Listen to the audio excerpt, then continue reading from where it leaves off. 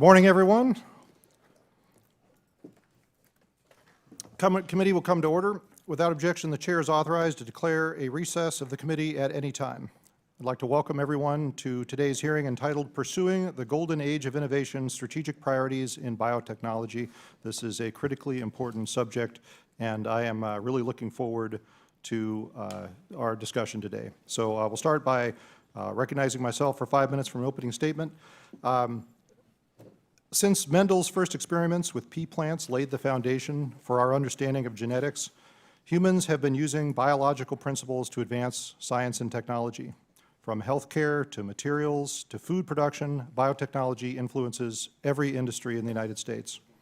Throughout the 20th century, the U.S. has dominated the field of biotechnology. In fact, modern biotechnology is actually an American innovation. U.S. scientists consistently produce breakthroughs, innovations, and solidify our position as a global leader. However, I think we all recognize that the Chinese Communist Party is closing the gap in biotechnology. Our Chinese competitors seek to dominate the field and force global dependence on their manufacturing capabilities. In fact, in just 5 years, the market value of Chinese biotechnology firms has increased 100-fold and is now valued at $300 billion. The golden age of innovation for biotechnology is here, and it's essential that the U.S. be at the forefront, and that's why we're having this hearing today. With the help of artificial intelligence, our researchers are beginning to decipher the patterns that govern the complex behavior of biological systems. The tremendous modeling power of AI will allow for the direct programming of cells to perform specific functions just as we program computers today. Imagine the potential applications of AI where we have models fluent in DNA and biological molecules in the same way that large language models are fluent in human languages. That's why AI is poised to revolutionize biotechnology, accelerating discovery and dramatically reducing research costs. However, to unlock this potential, we must invest in the fundamental research and development that will drive the innovations of tomorrow. In an address earlier this year, Michael Gracio, the director of the White House Office of Science and Technology Policy, recognized biotechnology as a national science priority, and I completely agree with the director. The government must enable American scientists to explore new theories and empower engineers to commercialize this technology. However, I think we all recognize federal investments alone cannot achieve this goal, and the U.S. must capitalize on its strengths. One such strength of our domestic science and technology enterprise is public-private partnerships. The federal government must coordinate with private industry to make complementary investments that advance science and technology. In our current fiscal environment, which we all know is challenging, we need to prioritize investments to protect the precious public treasure that's been entrusted to us. In April, the National Security Commission on Emerging Biotechnology released a report emphasizing the significance of maintaining U.S. global leadership. This report includes numerous recommendations for this committee, which I look forward to discussing with everyone today. Importantly, the report highlights the necessity of a whole-of-nation strategy to unlock America's biotechnology potential. The National Science Foundation and the National Institute of Standards and Technology are strategically positioned to promote this national effort. For example, NSF has established 5 biofoundry facilities that enable researchers to rapidly design, create, test, and refine the development of tools and technology for advancing biotechnology. I was pleased to see the President's budget request includes continued support for these facilities, and we'll talk about some of the other aspects of the President's budget request. The NSCEB report also calls for NIST to create standards for biological data to ensure readiness for use in AI models. This recommendation builds on NIST's existing activities, which already provide reference materials for quality control, benchmarking data, and technical advice for U.S. and international standards development. Additionally, the NIST biomanufacturing program supports the U.S. pharmaceutical industry in delivering high-quality and low-cost drugs worldwide, including through the National Institute for Innovation in Manufacturing Biopharmaceuticals.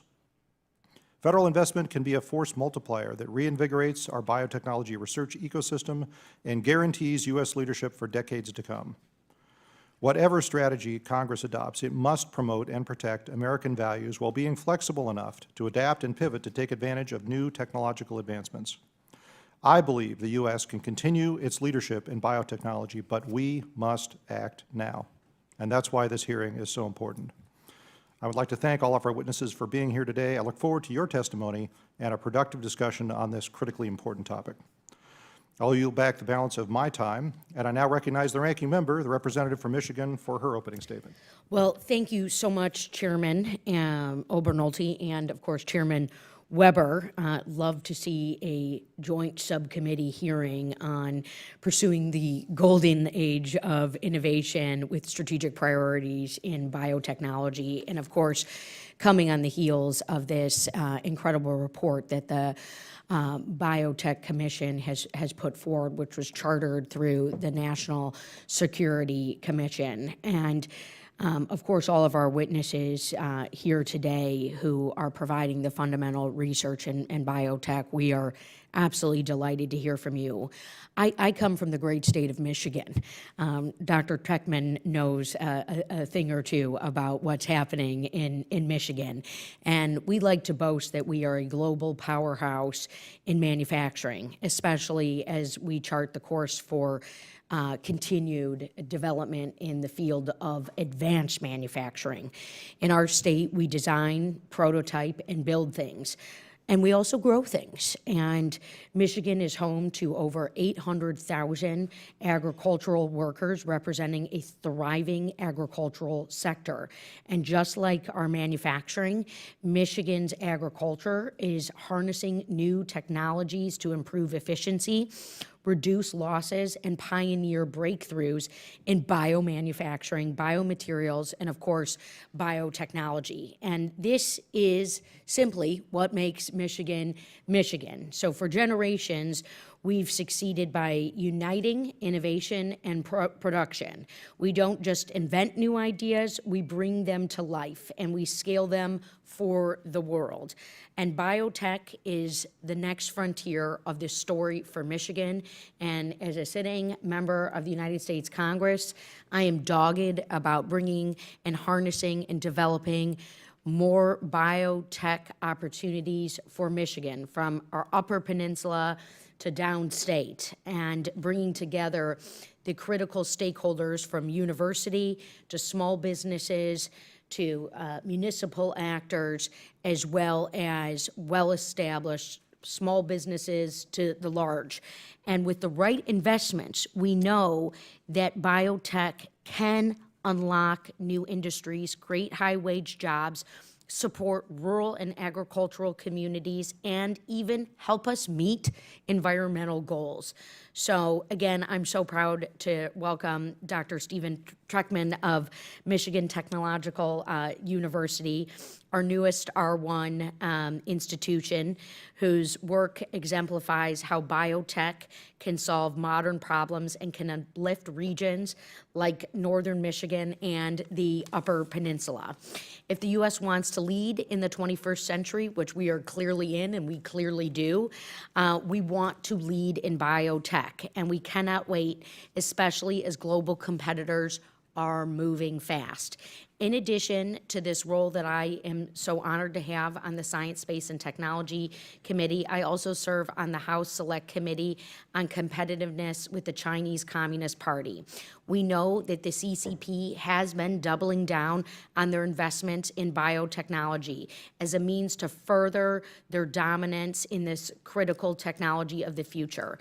They realize that biotech is converging with other technologies, in particular, as the chairman said, artificial intelligence, and is likely to form the basis of the next industrial revolution with a projected global value of $4 trillion by 2030.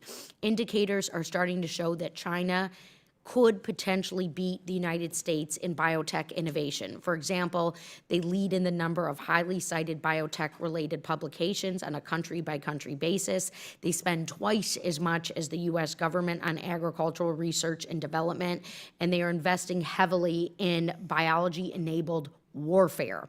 When faced with this reality, you think the United States would respond by doubling down on research investments to support that innovation. And I will say what others cannot, this current administration is posing challenges to that reality, and they are not currently meeting that goal. So this past week, we have seen the proposed budget for federal agencies, and biotechnology is on the chopping block. The National Science Foundation has been proposed a $5.1 billion, 57% cut relative to fiscal year 2024 levels. And that includes over $100 million in cuts directly to biotech programs. Even before this budget proposal, the current administration terminated over $50 million in obligated research funding at NSF divisions focused on biological research. The National Institute of Standards and Technology, which performs critical work on biometrology, is estimated to receive a $325 million cut across the agency. So with that, I'm slightly over my time, Mr. Chairman. Thank you for obliging my 5 minutes, and I look forward to our incredible hearing today. I yield back. The gentleman yields back. I now recognize the chairman of the Energy Subcommittee, representative from Texas, for his opening statement. Thank you, Chairman. Good morning. Today, the SST Committee is gathered to discuss the current landscape of biotechnology, including recent advancements, challenges, and future prospects in this dynamic field. Biotechnology has the potential to revolutionize a wide range of sectors, but it also poses significant risks if exploited by malicious actors. We know who we're talking about. That is why the 2022 National Defense Authorization Act established the National Security Commission on Emerging Biotechnology to provide a clearer picture of biotech's current and potential capabilities. The Department of Energy, DOE, has unique computing, biology, and data science capabilities that enable it to excel in transforming biotechnology. This agency has some of the world's leading X-ray and neutron sources, allowing researchers to study molecular structures essential for pharmaceutical development. Additionally, DOE is home to some of the fastest supercomputers on the planet, which facilitate the accurate modeling of complex biological systems. The department is dedicated to ongoing research and is skilled in maintaining well-curated, high-quality data to help the scientific community advance. This expertise, along DOE's network of user facilities, positions it to play a vital role in driving progress in biotechnology. Thanks to investments made over the past few decades, including efforts like the Human Genome Project, which was supported by the Department of Energy and National Institutes of Health, biotechnology has gradually shifted from purely basic research and potential commercial technology. It's evident in the Department of Energy's Bioenergy Research Centers, or we call them BRCs. Researchers at the BRCs provide foundational science to industry partners who can develop new bioproducts and biofuels based on their discoveries. These centers, funded through the DOE Office of Science, conduct basic research in genomic sciences and microbial systems biology to advance energy-relevant systems biology. As this technology progresses into more applied applications, we must be increasingly mindful of the potential negative consequences if it could have gotten into the wrong hands. We know we're talking about the Chinese Communist Party. They are investing significant sums of money into the biotech field for traditional commercial uses as well as military purposes. In various technology sectors, we have observed that the CCP will not hesitate to exploit, manipulate, and steal research that they believe could provide them with an advantage, whether military or otherwise. I look forward to discussing how the United States balances the importance of open, transparent science with the need to restrict access to certain types of research. I'm also eager to discuss the recommendations developed by the National Security Commission on Emerging Biotechnology, based on its broad assessment of the current U.S. biotechnology research and development ecosystem. It is essential that we explore the innovative possibilities for the future of biotechnology to address key challenges and enhance national security. Now, one of the things I learned, Mr. Chairman, is to do some of that investigating myself. And the start of this week on June 1st, one of our esteemed colleagues up here had a birthday. Her name is Haley Stevens. So can we congratulate her? Happy birthday, can we? Mr. Chairman, with that, Haley wants me to yield back. Thank you, Chairman Weber. I think we'll eschew the birthday song. I now recognize the ranking member of the Energy Subcommittee, the representative from North Carolina, for her opening statement. Good morning, and thank you, Chairman Obernolte and Chairman Weber, for convening this hearing today to discuss recommendations of the National Security Commission on emerging biotechnology and how we can continue to advance the biotechnology research and development ecosystem here in the United States. Just last week, I held a biotechnology roundtable in my district in the Research Triangle area of North Carolina. We had more than a dozen researchers, people who are in the innovation field, and companies that are very, very concerned. And I'll be sharing some of their questions with you as we proceed. I also want to thank our distinguished witnesses for being here to share your testimony and insight. Biotechnology is a field that spans from food and agriculture to energy, and it's one that enables and supports so many of our other sectors of our economy. It includes the energy-dense feedstocks that we use to make biofuels, energy-efficient crops that require less water and land to grow, and the bioremediation of plastic pollutants that chronically plague our waterways, as Representative Rouser knows. Emerging biotechnology are developing real solutions that will help everyday lives of Americans. In my district, North Carolina's largest research park, which I share with Congresswoman Foushee, we have an abundance of biotechnology companies working on these very issues. Furthermore, North Carolina State University is one of the leaders in biotechnology research, and I'm proud to support their efforts. During regular times, this would be a straightforward topic for this committee to discuss, but in light of this administration's ridiculous budget proposal to gut funding for a broad range of critical innovation programs, we're also forced to start considering the potential impacts from the rippling effects of these cuts. And I heard all about them last week in my district. The National Security Commission's final report was clear. The United States is falling behind China in key biotechnology areas, and my constituents told me exactly that last week.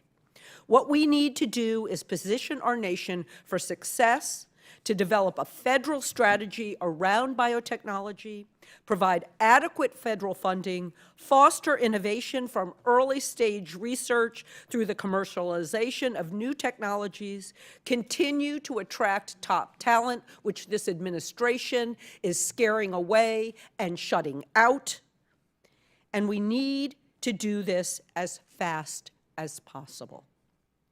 This administration released a budget proposal doing just the opposite. A 74.5% cut to the funding of the Department of Energy's Bioenergy Technologies Office, a 56% cut to its biological and environmental research program, and then there are the untold impacts of the massive cuts to expert staff in these offices that Elon Musk's DOGE helped organize. This level of funding would be devastating to our research enterprise, and if enacted, would essentially hand our leadership in biotechnology over to China on a silver platter. And for what? The sum of these cuts is a drop in the bucket of our federal budget. Yet they would come at a cost that will be multiples higher to our national competitiveness and will be felt for decades. We only have to look at what happened to our manufacturing industry over the last half a century to see that history will repeat itself. If we lose our leadership to China in biotechnology research, then we will start to see more and more scientific breakthroughs happening overseas with us playing catch-up. We also will have fewer startups, less private investment, because we have less innovation happening domestically, which means fewer jobs for our future students, fewer products being designed and manufactured in the United States, and instead being imported at a higher cost due to Trump's tariffs. The Commission's report concluded that China is using every tool at its disposal to replace the United States as the global leader in biotechnology. and that if we fail to meet this moment, our economic leadership will be weakened for generations. I look forward to hearing from our witnesses.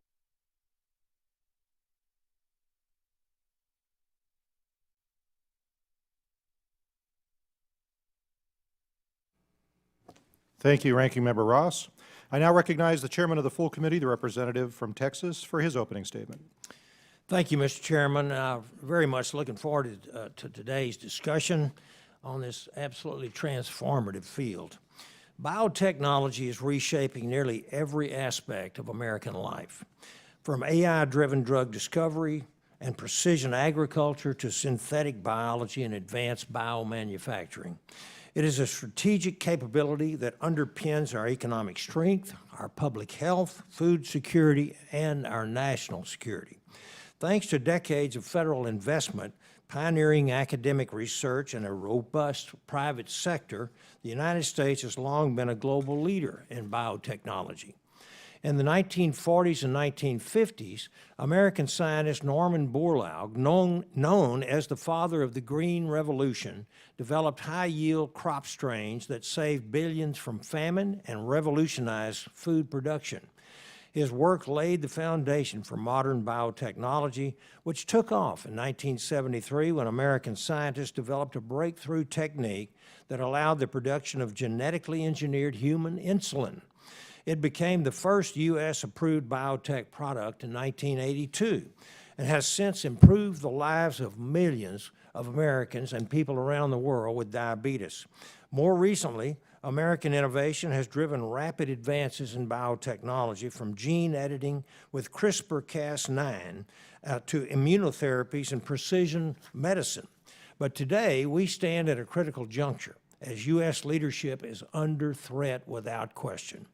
The Chinese Communist Party, or the CCP, is laser-focused on global domination in the next generation of biotechnologies.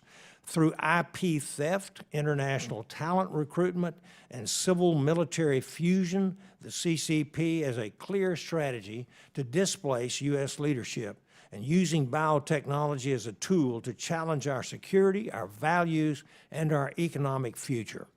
We cannot allow an authoritarian regime that rejects transparency, rejects ethics and individual liberties to set the global standard for biotechnology. To counter the CCP, we must build on our strengths. The United States has the most dynamic innovation ecosystem in the entire world. To maintain our edge, we must ensure American innovation serves American interests. This means reinforcing our domestic research enterprise, speeding lab-to-market progress, and ensuring taxpayer-funded breakthroughs benefit America, not our adversaries. Federal R&D investments should align with industry strengths. They should clear bottlenecks and respect fiscal realities.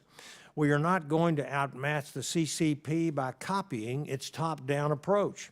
We will win by embracing what sets our country apart from the others: our freedom to innovate, our open scientific community, and the unmatched power of American ingenuity.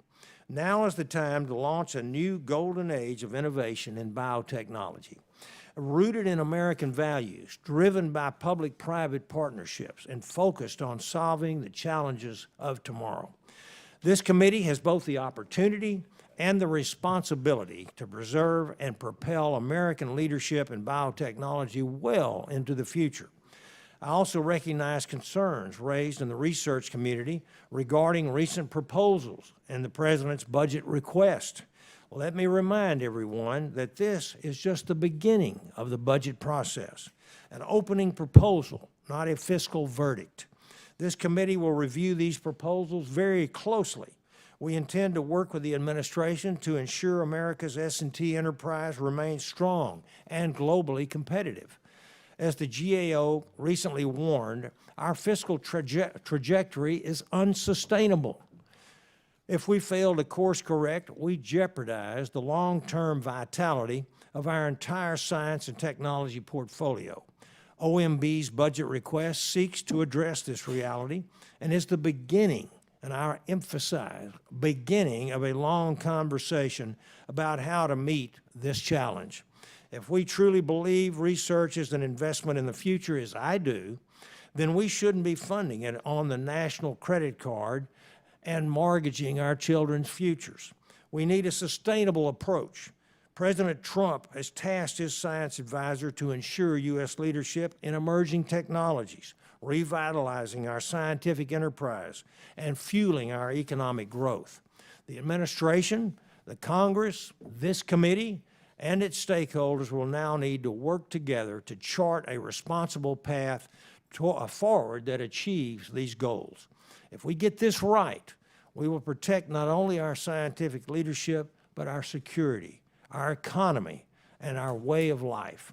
I want to thank you, Mr. Chairman, and I look forward to this conversation and yield back. Thank you, Chairman Babin. I now recognize the ranking member of the full committee, my colleague from California, for her opening statement. Well, thank you, Mr. Chairman. As with most of the hearings our committees held these last few months, we have an excellent panel of witnesses here to discuss an important topic for the future of the nation. And like most of these hearings, I anticipate the discussion to be substantive, engaging, and bipartisan. I recognize it's not just as central to the future economy of my own district in California, from agriculture to pharmaceuticals, but central to the future of our nation's entire economy. And it's here in the Science Committee that we help map out the future for our country. So I want to note my appreciation for Chairman Babin and his colleagues for continuing this substantive bipartisan approach to the issues at hand at the Science Committee.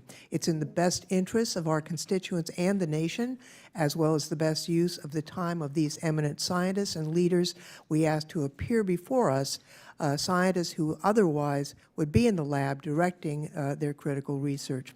At the same time, as anyone who's paid attention to our hearings would note, my colleagues and I on this side of the aisle are increasingly frustrated that we seem to be holding these hearings as if all is okay in science outside the four walls of this room, when I don't think that's correct.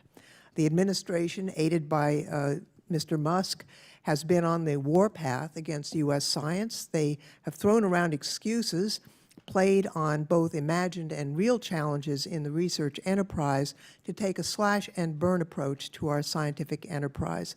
The consequences are already rippling across the nation.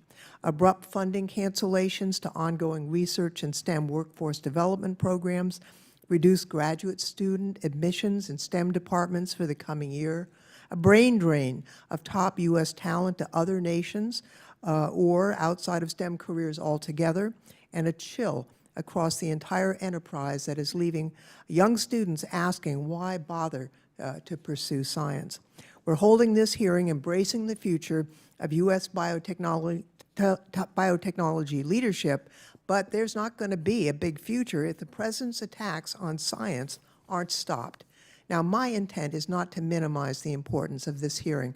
To the panel of experts before us, I'm grateful to you for taking the time to appear before us today to share your expertise and insights. I look forward to the discussion, and I would note that the Commission report, I think, is excellent, very helpful to us as a guide for what to do. I think there's some clear things that we need to address. First, we need to make sure that we have a nurturing environment for scientists in this country, and that includes doctoral students, postdocs, professors, career scientists. That's not just funding, but also a welcoming attitude. We have seen Americans born in other countries leaving because of the hostility that they are perceiving. That needs to change. We need to make sure, as Dr. Endy said in his report, that we're focusing on fundamental science. Let's not get diverted to a wish list of what we'd like. We need to fund the fundamental science that is the basis for all further development. I would note also that robust funding is critical for this. It is critical. I recently had a chance to visit with the Stanford Bioengineering department. Fabulous work that is going on, and I wish this whole committee could go out there and see what they're doing. It is jaw-dropping and wonderful. One of the things that I saw there was a handmade sign that one of the students had posted, and the sign said, Orville Wright did not have a pilot's license. We also need to make sure that we don't overreach out of concern and over-regulate in a way that chills scientific development, and I think that sign spoke to that concern. So with that, let me just say, Mr. Chairman, I think this is an important hearing. I'm pleased that this committee continues to work on a bipartisan basis in an environment that is challenging outside of this committee room, and I yield back. Thank you, Ranking Member Lofgren. We'll now move to witness testimony. Our first witness today is Dr. Drew Endy. Dr. Endy is a science and senior fellow at the Hoover Institution, where he leads Hoover's biostrategy and leadership effort. He also researches and teaches bioengineering at Stanford University. Dr. Endy has served on several national and international bodies related to biosecurity, synthetic biology, and emerging technologies. Dr. Endy holds a PhD in biotechnology and biochemical engineering from Dartmouth. Dr. Endy, you are recognized for 5 minutes for your statement. Thank you, Chairman Obernolte, Ranking Member Stevens, Chairman Weber, Ranking Member Ross, Chairman Babin, and Ranking Member Lofgren, distinguished members of the House Subcommittees on Energy and on Research and Technology. Thank you for the opportunity to testify before you today. Great news. If we want a golden age of innovation, then let's start with a simple observation. Biology is nature's ultimate innovator. Consider a leaf, these things that grow on trees. What's a leaf? It's a self-assembling solar panel that recycles itself. From an engineer's perspective, that's unbelievable. The golden age of bioinnovation starts with these unbelievable natural innovations. So what then about biotechnology? Biotechnology multiplies nature's innovations with human ingenuity. That gets us innovation squared. There's no other type of technology that's like this. You build on nature's innovations. Dandelions, bioengineered to have roots shaped like carrots so that it's easier to farm them for rubber production. Biopolymers, made for helmet visors that protect pilots from lasers coming in. Anything we can learn to encode in DNA, we can grow when and where we need to grow it. Now, how has biotechnology evolved? First, domestication and breeding of plants and animals for farming and food. Second, genetic engineering, now half a century old. Third, synthetic biology, letting us put biology together in powerful new ways, starting with DNA. These three waves of biotechnology are each amazing, but in the context of innovation, they're overlapping and synergizing. For me, as amazing as biotech is right now, it feels like what I imagine computing felt like in 1975. Back then, we thought computers were mostly big and in rooms without windows. But innovations like packet switching networks, the ARPANET, and the computer becoming personal were right in front of us. And suddenly, computers became connected and all over. The biotic future will be defined not only by what we know, but by new dimensions of strategic innovation, akin to what happened over the last 50 years in computing. Generative biology, haven't heard those words yet, but that's what happens when you put AI in front of synthetic biology. Fully mature biotechnology. You think you need labs for bioengineering, but that's just because we haven't fully figured out the engineering yet. What happens when bioengineering just works? That's in front of us. Networked biotechnology, a bionet, if you will, that lets people access DNA code and download and deploy useful biological solutions to solve local problems. Pervasive and personal biotechnology. Biotech's just not in tanks only or in big fields over there. Maybe it's around us and on us. Bioluminescent petunias are for sale. My kids love them as night lights. They work really well. Golden age straight ahead. Not quite. We got two big challenges, in my opinion. First, we're at risk of losing this bigger picture that biotech's just more of the same incremental, hey, we're gonna manage the bioeconomy for 3% growth next year. We go down that path, you just miss the big picture. And then the other challenge, as mentioned, China's locked in on biotech for their own reasons. And they've taken an all-of-nation approach and are steamrolling the field. The latter issue creates significant risks, and for reasons that are important to understand. Competition in biotechnology is not just a race where if you fall behind, you get to catch up later. It's a race where when you get a lead, you get to accelerate faster. Competition in biotechnology also involves one-time, winner-take-all accomplishments. What do I mean by this? How about a Sputnik moment for biotechnology? Well, that would be constructing a simple cell. How about a Unix moment for biotechnology? Well, that would be an operating system for life that makes it easy to bioengineer. How about biotechnology's PC moment? Well, that would be reliable local production of anything encoded. You've heard of the PC, how about the PB? I tell my students, maybe somebody should start a company called Banana to follow Apple, if you get my drift. How about biotech's ChatGPT moment? Large language models that enable all to access whatever DNA they want. The key, as mentioned, is to invest in the foundations. If we win, we get a safe, secure, and flourishing America fully powered by biotech. The economic promise is up to $30 trillion by mid-century. How much is that worth in terms of upfront innovation investment? Let's get at it. Thank you very much. I look forward to your questions. Thank you, Dr. Endy. Our next witness is Ms. Deborah Gracio. Ms. Gracio is the Associate Laboratory Director of National Security at Pacific Northwest National Laboratory. She previously served as the Chief Operating Officer of National Security at PNNL. Ms. Gracio has also held various leadership and advisory roles across national labs, academic institutions, and professional organizations. Ms. Gracio holds an MS and a BS in electrical engineering from Washington State University.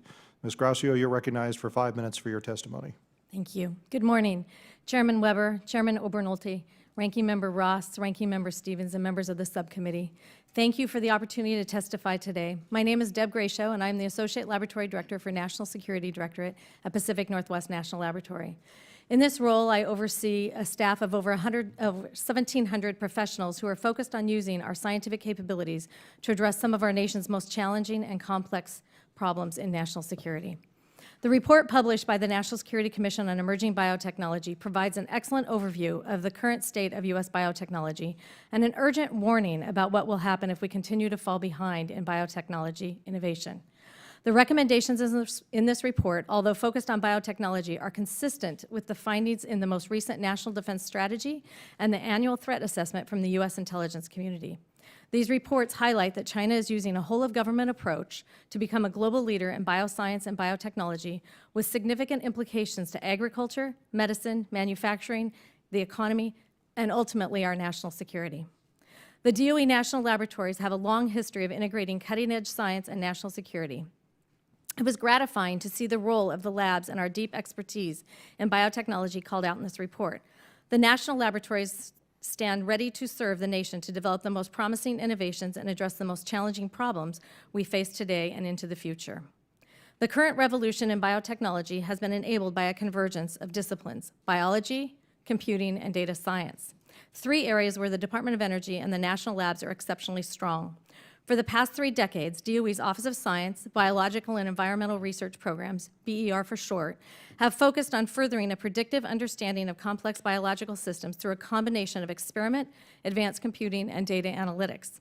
BER-supported research has been foundational to advances in biotechnology, as have the DOE's flagship scientific user facilities, such as the Joint Genome Institute at Lawrence Berkeley National Laboratory, providing DNA sequencing technologies to industry and academia. The Environmental Molecular Sciences Laboratory at my lab, Pacific Northwest National Laboratory, which supports the scientific community in their understanding, prediction, and control of function in biological systems, and the leadership class computing facilities at Oak Ridge and Argonne National Laboratories, and the National Energy Scientific Computing Facility at Lawrence Berkeley, all supported by the DOE Office of Advanced Scientific Computing Research. Technologies developed at the DOE laboratories and user facilities are driving biotechnology advancements to the U.S.-based companies through commercialization and licensing. For example, from 2007 to today, the DOE Bioenergy Research Centers have generated more than 1,000 inventions, generated 300 patents and spawned more than 24 startup companies. Through funding from BER, researchers in EMSL are developing a high-throughput automated biological characterization capability that allows us to quickly and systematically understand and harness microbial systems to produce valuable chemicals, materials, and fuels. This automated capability leverages technologies for precisely measuring biological molecules, and it was transitioned to commercial industry over a decade ago. Data is one of the greatest currencies of our scientific economy, and the Bioenergy Research Centers, EMSL, and the Joint Genome Institute, and other DOE-supported user facilities and projects generate massive amounts of data. This data can be used as the foundation for the web of biological data recommended by the report. As autonomous laboratories accelerate the rate at which data is generated, AI will create new opportunities for data exploration and discovery. The report recognized biological data as a strategic resource that requires both standards and security. Accomplishing these outcomes will require new security models, advanced data science, and techniques to federate data across networks of systems. These advanced data technologies are necessary to mine the vast data sources to accelerate the discovery and translation of biological systems to useful technological outcomes. Working in national security, I particularly valued the emphasis that the report placed on security. The national laboratories welcome the opportunity to help define new protection mechanisms for biotechnology data and to utilize a systems-based approach to understand and mitigate the risks of technology weaponization. We also understand the importance of ensuring that the nation realizes the benefit of technology. DOE has a track record of promoting open innovation while building secure systems to protect sensitive and classified information, performing analyses to understand potential adverse or unintended consequences. Collaboration with the broader scientific community is critical to achieving broad advancements in biotechnology. The national laboratories are well-versed in adapting these advancements in support of other federal agencies' mission in biodetection and biodefense. As the Commission report emphasizes, the United States cannot afford to lose the biotechnology revolution. Research sponsored by DOE and performed at the DOE National Laboratories has been fundamental to biotechnology innovation for decades and will be a critical tool for securing our future competitiveness. The Commission reports recommendations to expand biotechnology research at DOE National Laboratories and to utilize the laboratories to develop mitigations for biotechnology risks and to counter its weaponization are prudent and timely. We welcome the opportunity to continue to assist in these important areas. Thank you for the opportunity to testify today. I look forward to answering your questions. Thank you, Ms. Gracio. Our next witness is Dr. Stephen Techtmann, an associate professor of environmental microbiology in the Department of Biological Sciences at Michigan Technological University. He is also the associate director of the Great Lakes Research Center at Michigan Tech. Dr. Techtmann holds a PhD from the University of Maryland, Baltimore, and the Institute for Marine and Environmental Technology. Dr. Techtmann, you're recognized for 5 minutes. First, thank you, Chairman Obernolte, Chairman Weber, and Chairman Babin, as well as Ranking Member Stevens, Ranking Member Ross, and Ranking Member Lofgren, and the rest of the committee for the opportunity to testify before you today. I'm Steve Techtmann, an Associate Professor of Environmental Microbiology and an Associate Director of the Great Lakes Research Center at Michigan Technological University. Founded in 1885, Michigan Tech's authorizing statute charges the university to promote the welfare of industry. At Michigan Tech, my lab aims to harness the power of biology to develop biotechnological solutions to many challenges facing society today.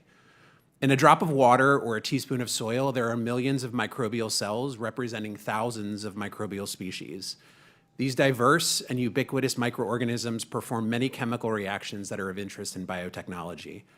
We're now able to harness these biological catalysts to more efficiently create products, break down pollutants, and improve manufacturing. My colleagues and I are exploring fundamental principles that govern the behavior of these microorganisms and how to apply those to develop industrial processes that can benefit society. My colleagues and I have been working on several projects aiming to use microbial biotechnology to convert waste streams into valuable products. One such example that my research group has been working on is a project funded by DARPA and other federal agencies to contribute to tackling the problem of excess plastic waste by developing biological methods for converting mixed plastic waste into high-value products, such as petroleum, lubricants, and even food. We've taken packaging material from meals ready to eat, or MREs, and successfully converted them into pyrolysis gas, which can be used as a fuel, lubricants, and even edible protein powder. Rather than burning this waste in the field, we now have the ability to convert these wastes into valuable products where they're needed. In addition to technology for waste to chemical production, biology can also be used in recovery of critical minerals. My research group is collaborating with others at Michigan Tech on projects that use microbial communities derived from natural settings for recovery of critical minerals from low-grade ores. Picture the ability to take waste from an old mine and use a microbial community to extract high-value, high-purity minerals. The renewable nature of biology makes biomining an appealing emerging biotechnology. These are just some examples of the ways that biotechnology has the potential to advance manufacturing and provide solutions to complex problems. The university has a key role to play in advancing biotechnology and the bioeconomy. That role is both in training the future biotechnology workforce, as well as research that provides fundamental knowledge that's applied to solving real-world problems. This mindset is core to the DNA of Michigan Tech. Michigan Tech is charged with advancing knowledge that's applicable. This mission reaches back to our enabling legislation in 1885, which charged us to explore the application of science to industry and to promote the welfare of the industries of the state. In order to engineer biology for biotechnology, we need to know how biology works at a very basic level. We need to view fundamental research as an investment in applied research. Further investment in basic science enables biotechnological advances. Many of the projects that I am working on, as well as colleagues, are fundamental research. We're seeking to gain deep insights into how microorganisms and microbial communities function. But this information sets the stage for us to be able to then engineer these systems to improve their operation and work to scale these processes to the point that they can be transitioned to those that might be interested in using this technology. We also need to continue to create ecosystems where basic research is used to address societal needs, and then there are pathways for transitioning that technology rapidly to market. This close relationship between basic science and application in university biotechnology research not only advances science, but also de-risks technologies on their way to commercialization. We're rapidly gaining insights into how to engineer and use biology for an incredible number of applications. Robust basic science leading to advanced biotechnology will enable America to continue to be a leader in emerging biotechnology. Thank you so much for having me here today, and I look forward to answering questions. Thank you, Dr. Techtmann.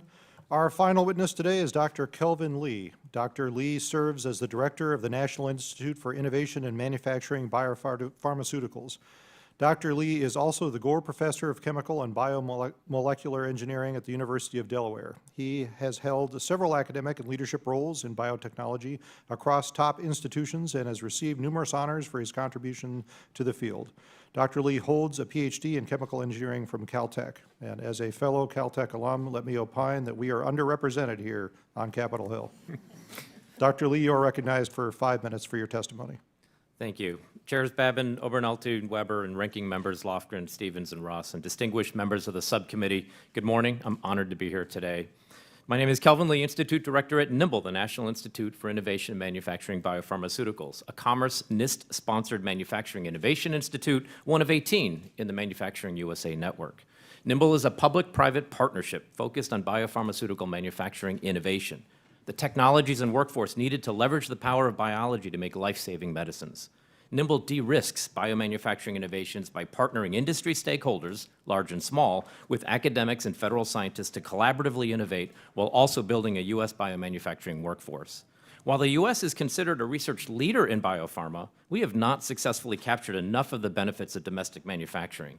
U.S. biopharma manufacturing productivity was 40% lower in 2020 than in 2006, a bigger drop than any other manufacturing sector. Manufacturing has been central to America's economic power and national security. But over the past 2 decades, we've lost our leadership position, especially in advanced manufacturing. In 1980, the U.S. manufactured over 40% of global high-tech goods. Today, only 18%. We invent things here, but then they're made elsewhere and imported. Unfortunately, our history is marked by initial leadership in advanced industries only to subsequently lose our competitive advantage to other countries with more effective industrial policy.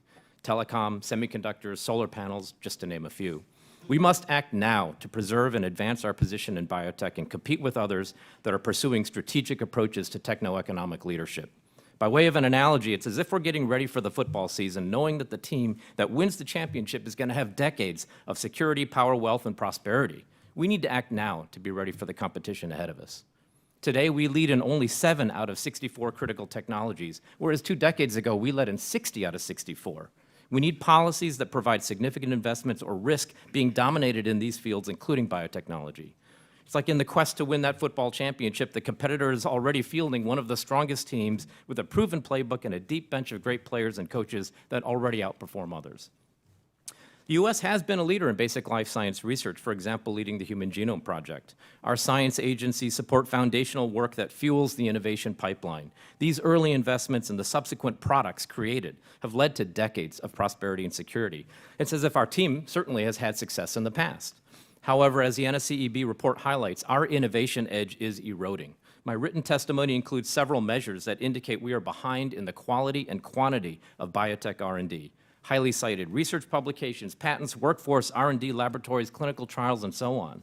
One investment bank predicts that China will dominate the generation of new medicines for cancer and autoimmune disease. It's as if our competitor is running more plays and scoring more touchdowns than us.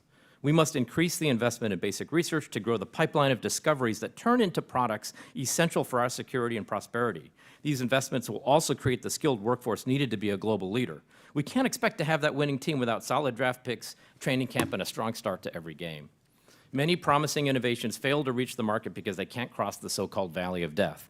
Failure not because they lack merit, but because they lack support. Federal programs such as the Manufacturing USA program accelerate the translation of research through scale-up and commercialization. A team, after all, can't expect to win without investing in some experienced veterans, coaches, and a culture of playing the second half strong of every game. So what's to be done to recapture U.S. leadership in biotech? We must ensure a coordinated and strategic approach to biotech activities within the government. Biotech cuts across agency missions. We need a quarterback. We must significantly increase federal support for basic research to strengthen our pipeline, leading to products, prosperity, and our protection. Our investment will also help us shape global standards and ensure we are a destination for talent. We can't win without great players. We must increase support for technology scale-up initiatives and invest in the creation of scale-up demonstration facilities to accelerate innovation and leverage the unique strengths of our public and our private sectors. We need strengthened training facilities effectively to ensure that our players can finish each game strong. We must invest in a range of workforce development programs from blue-collar STEM jobs and manufacturing to white-collar STEM jobs and research to ensure that we have the needed talent pool. Everyone on our team has to be prepared to execute their role. We must secure and protect our biotech supply chains to ensure resilience in times of crisis and conflict. We can't rely on the other team's equipment manager for our cleats and shoes. Thank you for the opportunity to share my perspective. Our history as biotech leaders was achieved through research investment, academic industry partnerships, a dedicated workforce, and a great innovation system. However, technologies are advancing and the world is changing. As Marv Levy, Buffalo Bills Hall of Fame head coach, said, if you don't change with the times are going to change you. Or, as the NSCEB report noted, countries that win the innovation race tend to win actual wars too. Thank you. Thank you, Dr. Lee. Appreciate all the football analogies. We'll now move on to questions from the panel. We'll start by recognizing myself for 5 minutes. Ms. Gracio, I'd like to start with you. I was honored to chair last year the House Task Force on Artificial Intelligence, and one of the things that we were most concerned about is putting in place some regulatory structure to protect Americans against the malicious use of AI. And there are few of those malicious uses that are more concerning than those in biotech. So on the one hand, we have a situation where we're in an exciting time of innovation where AI is going to be trained on DNA and molecules in the same way that we're training today on large language models and language, and it's going to democratize access to a lot of the ability to do this bioengineering. But on the other hand, in the wrong hands, that could really lead to some disastrous consequences in terms of biotech and its impact on Americans. So how would you suggest we best protect against those risks while still allowing the use of AI to make innovation and biotechnology thrive? Thank you, Chairman Obernolte. AI is the biggest advancement we've had in many generations, and the standards and the regulatory actions that are being put in place could hinder the access and the ability to move AI forward. But at the same time, we need to build guardrails that help us understand how AI can be used to make changes. And when used now for, as you said, democratizing access to the biotechnology capabilities, it's critically important we understand the dual use that biotechnology can have in this world. And so understanding what those guardrails are, what the unintended consequences could be of these biotechnologies will be a critical part of leveraging AI in developing and manufacturing new generations of technologies. The dual use is a critical component of the national security piece here. And so understanding how those the unintended consequences or the abnormal behaviors that can be created. Thank you. Dr. Endy, I had a question for you. I was very interested in your testimony to hear you say that biotech today feels like computing did in 1975. And the reason why I found that very interesting is that 1975 was really, pre-internet. That was when computing was a technological curiosity. It hadn't even been democratized. You didn't have home computers yet. It was something that was done only in academic settings. And at that time, we couldn't really even envision the changes that computing and the internet were going to bring to society. There was a study done last year in graduating high school seniors that asked them the #1 career field that they aspired to, and the #1 career field for graduating seniors last year was social media influencer. And so not talking for a moment about the disturbing things that says about our society, I'm struck like how you would even articulate what a social media influencer was and what one did in 1975. So can you talk about biotechnology, if this is 1975 in biotech terms, like what are the transformative effects on society and our economy that biotechnology is going to bring in the next few years? Last year, thank you for your question. Last year, I had 3 bioengineered organisms arrive at my house, not as a researcher, but as an American, as a consumer. I bought them off the internet. One was a bioluminescent petunia grown in Michigan. The other was a tomato that expresses genes from a blueberry to make lots of antioxidants, so maybe you have a lower chance of getting cancer. That was the first time I grew tomatoes. And then the last one was a little probiotic microbe. It's got 4.4 stars on Amazon that you're supposed to drink before you drink, so you're less likely to get a hangover. And I didn't try that, but it's in the kitchen. So when I'm imagining, it's like 1975. It's not that I'm just imagining. It's because on the front lines of bioengineering, we're having these new experiences. The impact of those bioluminescent petunias on our children was it made them think biotechnology was cool, that it was okay. And that was different than what they had learned in Palo Alto Elementary School, where they had learned that GMOs were evil. It was only by having a firsthand experience of working with biotechnology that they could see it in a new light. Well, thank you very much. And let me just suggest that in the interest of science, I think you're obligated to try the hangover microbe. Well, I see that I'm out of time. We'll submit my remaining questions for the records. We'll go to the ranking member, Congresswoman Stevens, for 5 minutes for her questions. Thank you, Mr. Chairman. And again, Dr. Techtmann, thank you for being here to represent the important work that Michigan Technological University is doing and your laboratory, which is at the forefront of several intriguing and practical uses of biotech to solve many of the issues facing Michiganders in our Great Lakes. And do I have it right that the name of your laboratory is the Great Lakes Research Center? That's one of the broader research centers on campus. That's an interdisciplinary center that I am one of the associate directors of. Well, we like interdisciplinary, here in Congress, because we always push interagency activities, and we are glad to see that you are continuing to put Michigan Tech on the cutting edge of practical biotech solutions. So I've got a couple of questions. One is I'm the co-chair of both the Manufacturing Caucus and the Recycling Caucus, and, I understand the role that plastics play in our domestic supply chain. I think, all of us see that we've got durability and low cost and plastic injection molding, particularly throughout our automotive sector. But we also recognize that there are some real challenges that we face with not just plastic waste solution, but the breakdown of the particles that are going into our air. We're dealing with nanoplastics in addition to microplastics. And I'm not one of these ones to demonize an industry, but we're constantly looking for new and better ways to live to our full health. So can you speak to any work that you've been doing in biotech to work on this?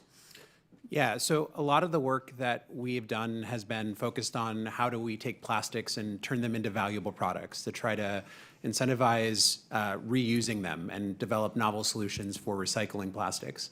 But at the same time, I think there's a lot of other work that's going on, and we're beginning to contribute to that work on how do we find replacements of plastics, such as bioplastics that are produced by a number of organisms. And biotechnology allows us to take a lot of different waste streams and then use that to create these bioplastics that then could serve as a replacement or in addition to many of the current conventional plastics that we use. And just by way of personal privilege and edification, a lot of times people get possessed by just the single-use plastics. We've seen this with straws or bottles.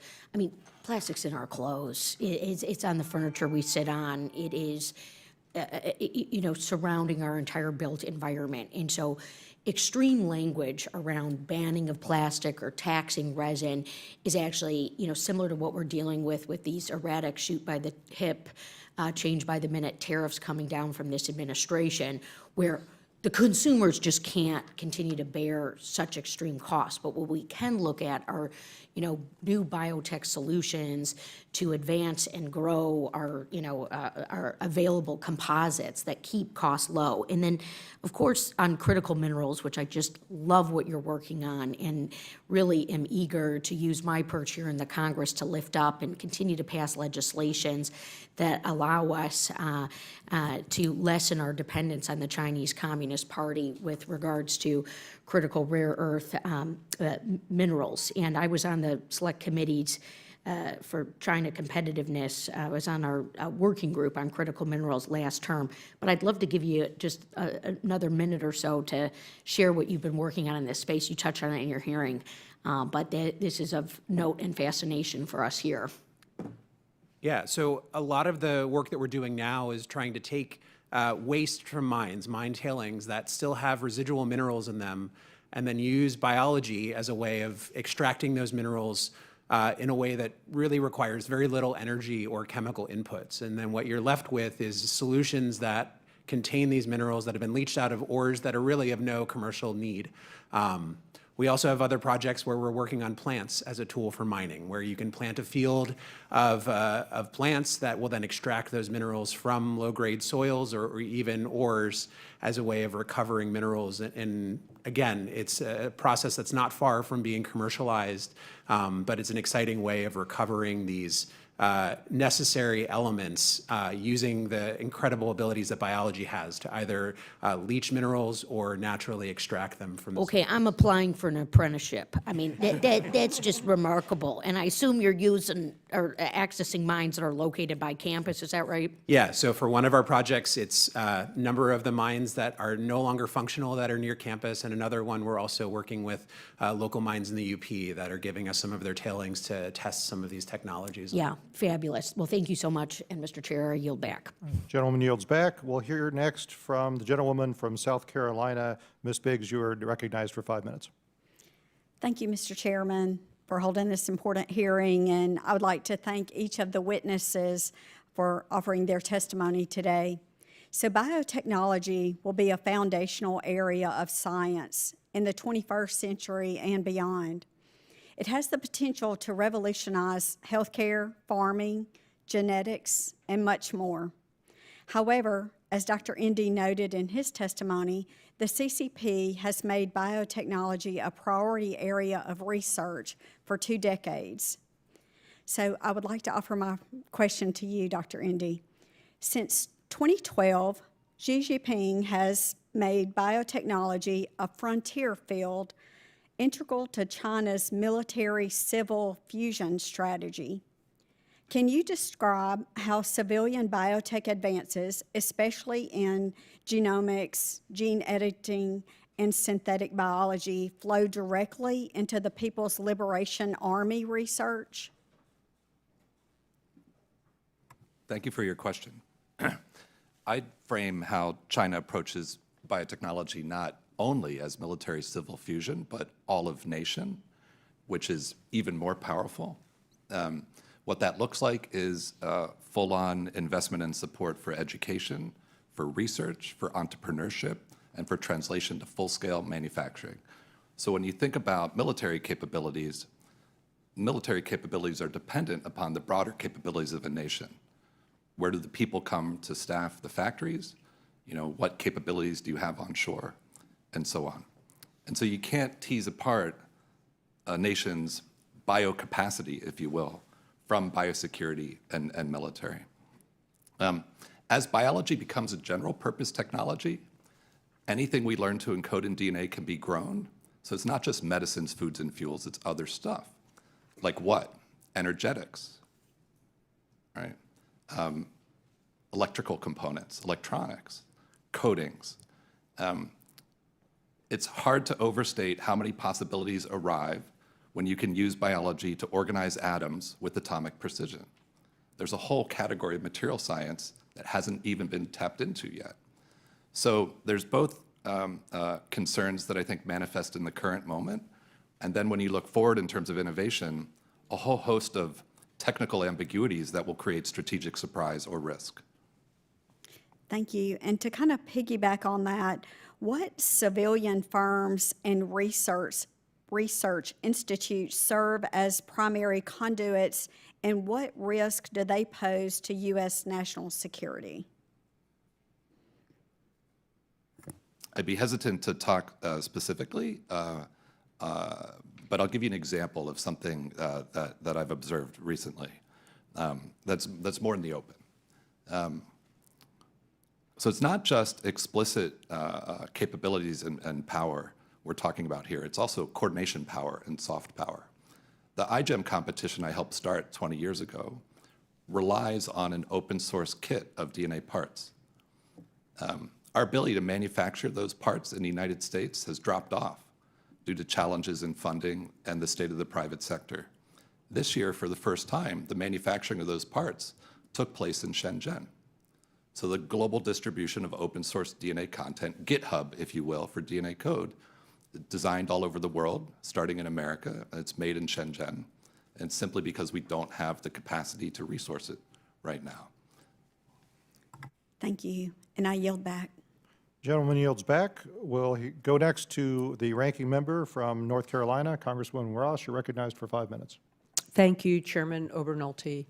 As I said before, I represent part of the Research Triangle, and we are already seeing the effects of the Trump administration withholding money that was appropriated by Congress for the sciences and for biotechnology. As a matter of fact, there have been a series of lawsuits to get that appropriated money restored. When I had the roundtable that I talked about, people talked about clinical trials, experiments that are just being abandoned. Graduate students who cannot finish their course of study and may be moving back to their home countries. I've also, in my district, had scientists protesting, literally protests. My favorite sign, we talked a little bit about signs here, was "It's so bad, introverts are protesting." And the scientists have come with, people from their labs. So we can talk about the future, but I really would like to talk about how we capture that money that has not yet gone into the projects that have counted on it, that has kept private investment from further investing in some of those positive projects, and retaining that talent. And so, Dr. Lee, I'd like to address that first to you and then to Ms. Gracio. Well, thank you for that question. And I think one of the challenges that scientists have, if I generalize, is we don't spend enough time thinking about how we can best communicate with the public about what we do and why it's important.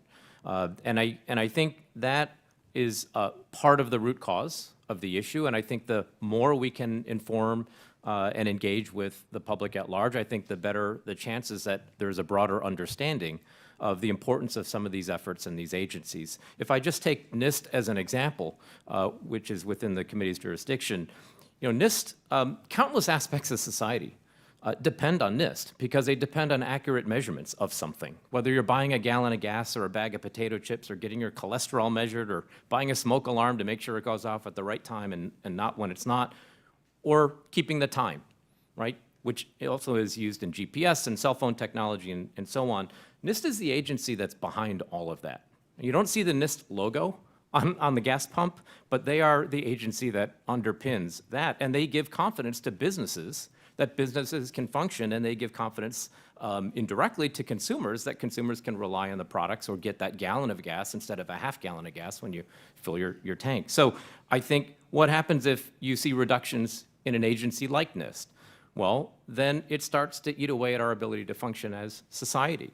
You have companies that might lose confidence in doing business in the U.S. You might have consumers that would lose confidence in the goods and services they're trying to get from those companies, and our technological underpinnings of society, keeping the time, for example, and our cyber infrastructure, they start to become weakened. And I think it's really important that we continue to make those investments. We want to not only have that infrastructure, we also want to drive some of the global standards in this space so that the standards that are established internationally favor an open society and not just products from a particular nation.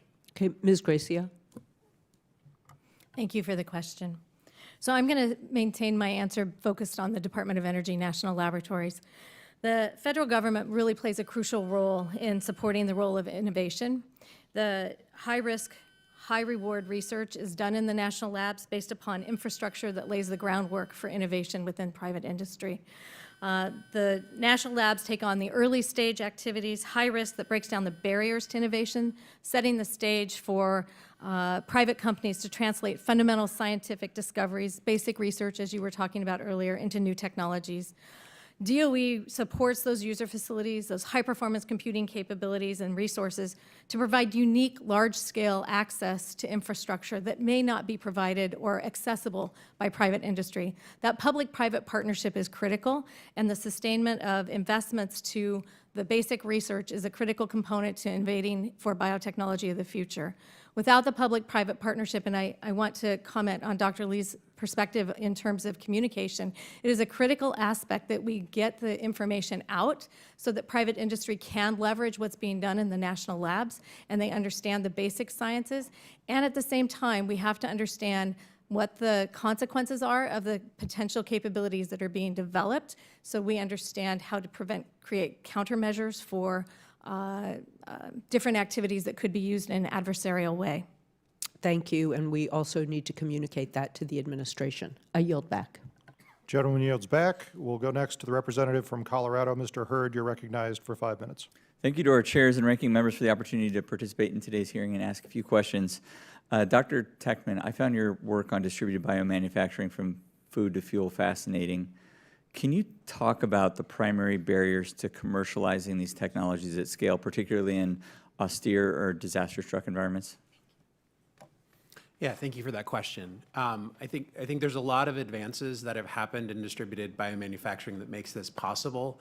I think part of what some of the challenges are how we move from the very sterile lab environment that you might have, say, in a manufacturing facility to a field forward or austere environment. So part of that is how do we make sure the biology is robust and how do we create systems such as the bioreactors and other tools that can handle operating under that low power, low resource environments. And so I think there's a lot of advances and we're very close to being able to do that. But part of that is both better engineering the biology to be robust and then making sure that we have the engineered systems to be able to operate in an autonomous manner. Great, thank you. Dr. Endy, one of the institutions of higher learning that I'm particularly proud of in my home state is the Colorado School of Mines. And I understand that at the school, researchers are looking at the potential for DNA to serve as a long-term data storage medium by synthesizing nucleobases and base pairs. Can you talk about the pros and cons of DNA for data storage? And any of the technological hurdles that stand in the way of its adoption? Thank you for the question. The idea that you could use DNA to store data sounded strange to me at first. I kind of kept it in that corner until the university librarian came over one day. Super excited about it. We want to put the library into DNA. And I said, you're crazy. It costs $10,000 a megabyte and takes a month to code digital data into DNA by synthesizing DNA. And he said, you don't have any idea about the library, do you? And I said, I admitted I hadn't been to the library, and it's all online. And he said, we have to keep books around. And we struggle to move our archives into digital formats because we have no confidence that the digital formats will be readable in the future. And so when we look out 1 decade, 2 decades, 5 decades, right, the only thing we have confidence in being able to read out in digital format is DNA. It solves our long-term strategy for storing data. Mind-blowing to me. So last year, one of the things we did, as an example, was we took the telegraph that President Hoover sent back to Stanford to create the Hoover archive, and we digitized it, and we worked with a company called Twist to synthesize DNA to, I didn't know you were going to ask me this question, to synthesize DNA encoding the digital copy of the telegraph that President Hoover sent. And it's right here. And we were one of the first customers, if you will, of this new nascent commercial service. It's just getting going. It's not ready off the shelf to go to market. It probably would require about $250 million of investment in R&D to make this a reliable data storage service, and the DNA Data Storage Alliance is the industry group working to make that happen. One of the most exciting things I know about in the federal government is the Library of Congress is experimenting with this, and I hope that next year, on the anniversary of 1776, they'll have some of the nation's digital treasures encoded in DNA in the library for all of us to take a look at. And this DNA storage technology medium would last for thousands of years, conceivably? Yes. The way it works is just, DNA is not alive in this case, just a polymer, it's just a tape. You put it in the dark and it's dry and it's stable for about 1,000 years in this format. And what's the reason for, so you have the adenine, guanine, thymine, cytosine, I'm going back to biology, there's some synthetic ones as well. What is the purpose of those in the DNA? Yeah, most natural and bioengineered living systems are encoded with 4 bases, but there's been incredible work in chemistry to expand the genetic code to 6 or 8 bases. Many different reasons to think about doing that. One of them is it gives you a bigger alphabet for making more interesting proteins. If you have more options at the DNA level, you can encode more options at the protein level. Just gets us access to more and more chemistry. Great. That's fascinating. Thank you very much, Mr. Chairman. With that, I yield back. Gentleman yields back. We'll hear next from the ranking member of the full committee, my colleague from California. Ms. Lofgren, you are recognized for 5 minutes. Thank you, Mr. Chairman. President Trump proposed an NSF budget of roughly $3.9 billion for fiscal year 2026, which is a $5.1 billion and change cut relative to 2024 levels. A 55% cut is what's being proposed. This was a very large reduction to funding for research, education, and infrastructure related to biotechnology. It includes over $100 million in cuts for cross-agency biotechnology activities relative to the 2024 funding levels.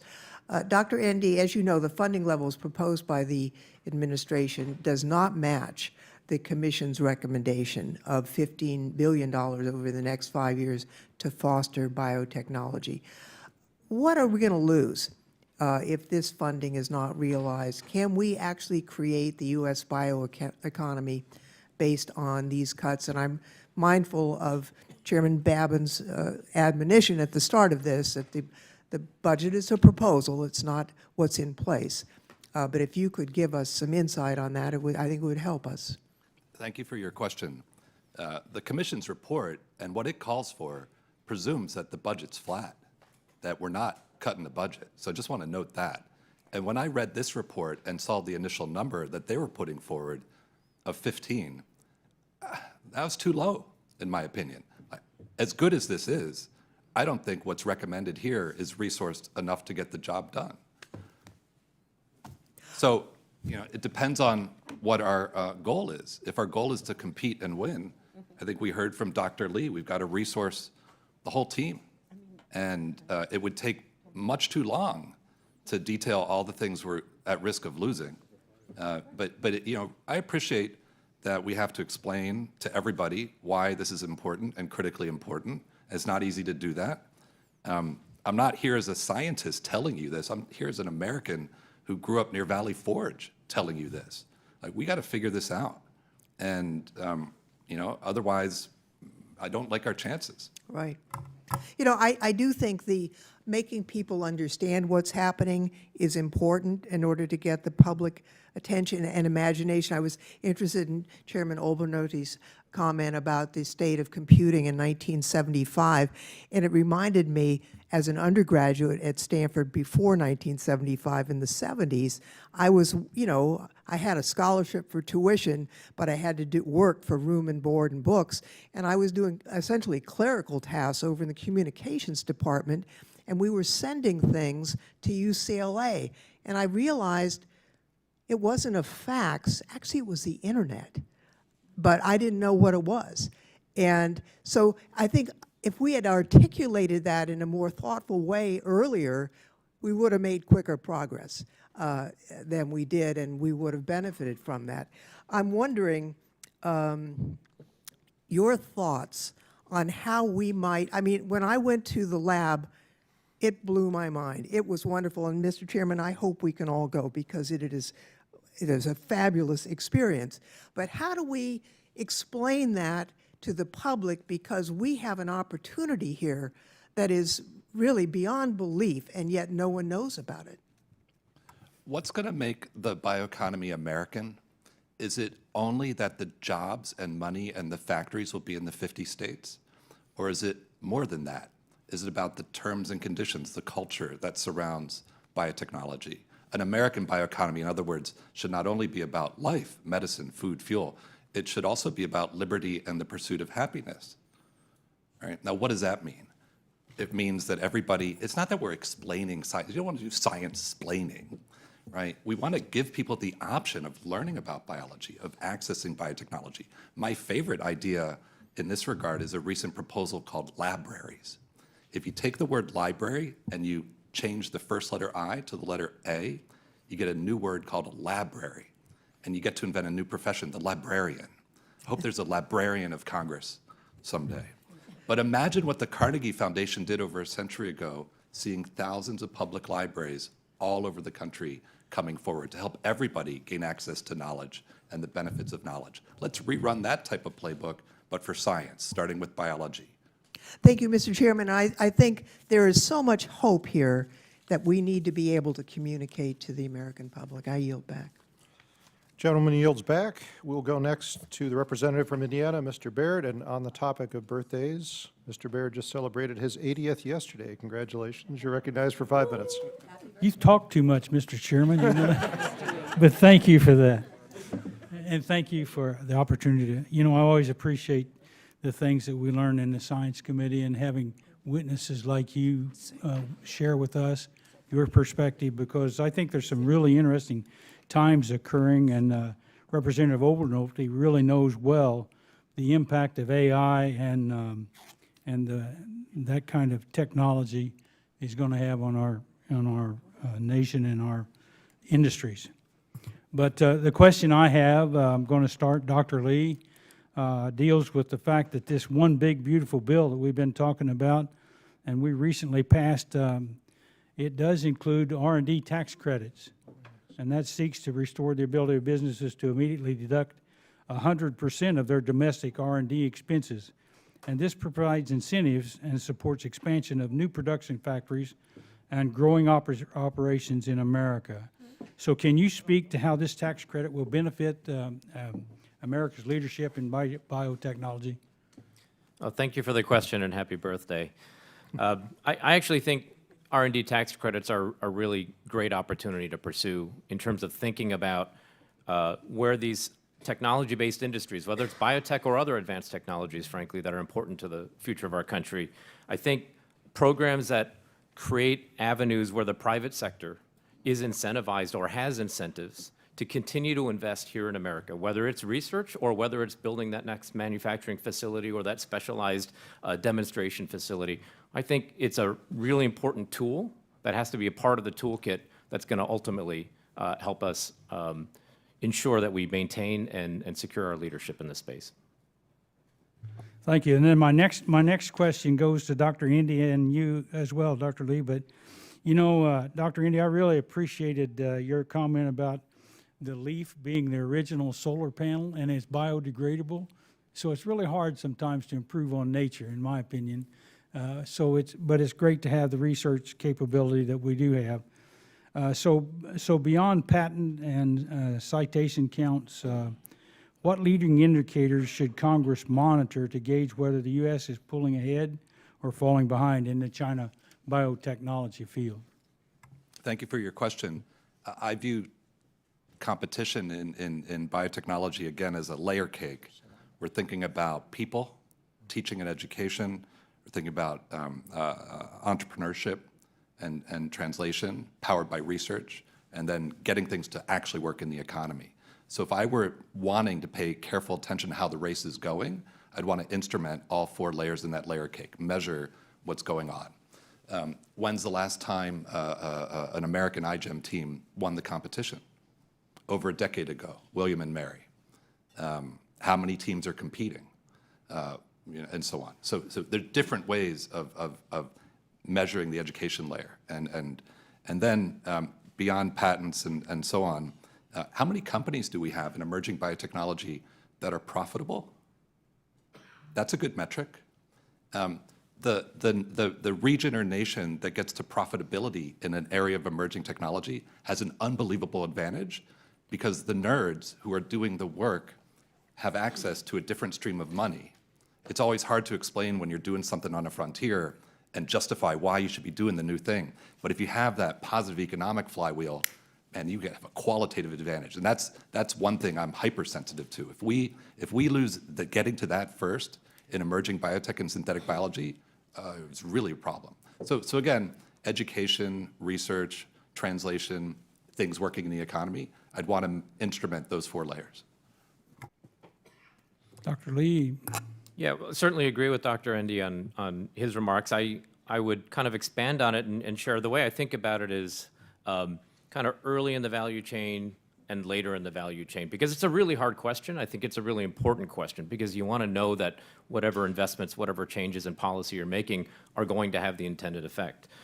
Early in the value chain, I think about discovery. I think about creating that pipeline. And so maybe some of those measures of publications, patents, et cetera, come into play. But there are kind of later phases of that value chain. You might see the creation and construction of manufacturing facilities in the U.S. You'll see manufacturing jobs being created as those early discoveries turn into products. But those are lagging indicators. And then ultimately, you might find sort of measures of our international influence and leadership in the biotech space, which is probably lagging even further, but I think ultimately an important part of what we should be considering. So my time's up, and I apologize to the other 2 witnesses. I'd love to have heard your answer, but I yield back, Mr. Chairman. Gentleman yields back. We'll hear next from the representative from Oregon, Ms. Salinas. You are recognized for 5 minutes. Thank you, Mr. Chair, and thank you to our ranking members and to our witnesses for being here today. Oregon has a strong and growing bioscience industry encompassing over 20,000 workers and almost 2,000 firms in Oregon. And one of these exciting companies in this space is Twist Bioscience, which is pushing the envelope to accelerate and scale up production of synthetic nucleic acids for use in all kinds of exciting research. And I was pleased to work with Congressman McCormick just a few weeks ago to advance the Nucleic Acid Screening for Biosecurity Act, which would direct NIST to improve risk management strategies for these types of tools. The NCSEB report included a few recommendations around biosecurity. I'd like to just expand on this. In your opinions, what are the most important areas for Congress to focus on to make sure that we can minimize risks while maintaining open research and international collaboration? to any of the panelists?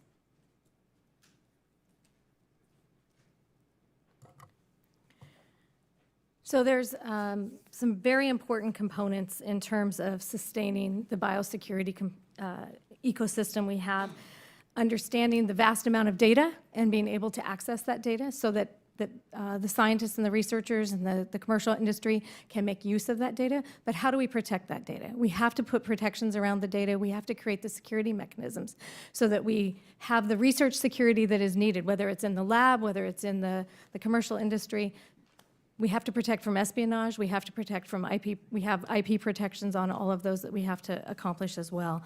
But innovation is critical. And when we share our information, we gain a lot more than we're going to lose. And so we have to think about the mechanisms in which we can share that data in an effective way with trusted partners. And we have to think about how that information can then translate to the manufacturing industry so they can take the information, for example, that the company you're talking about can translate that into technologies, that capability into the technologies and manufacture them to enhance the bioeconomy.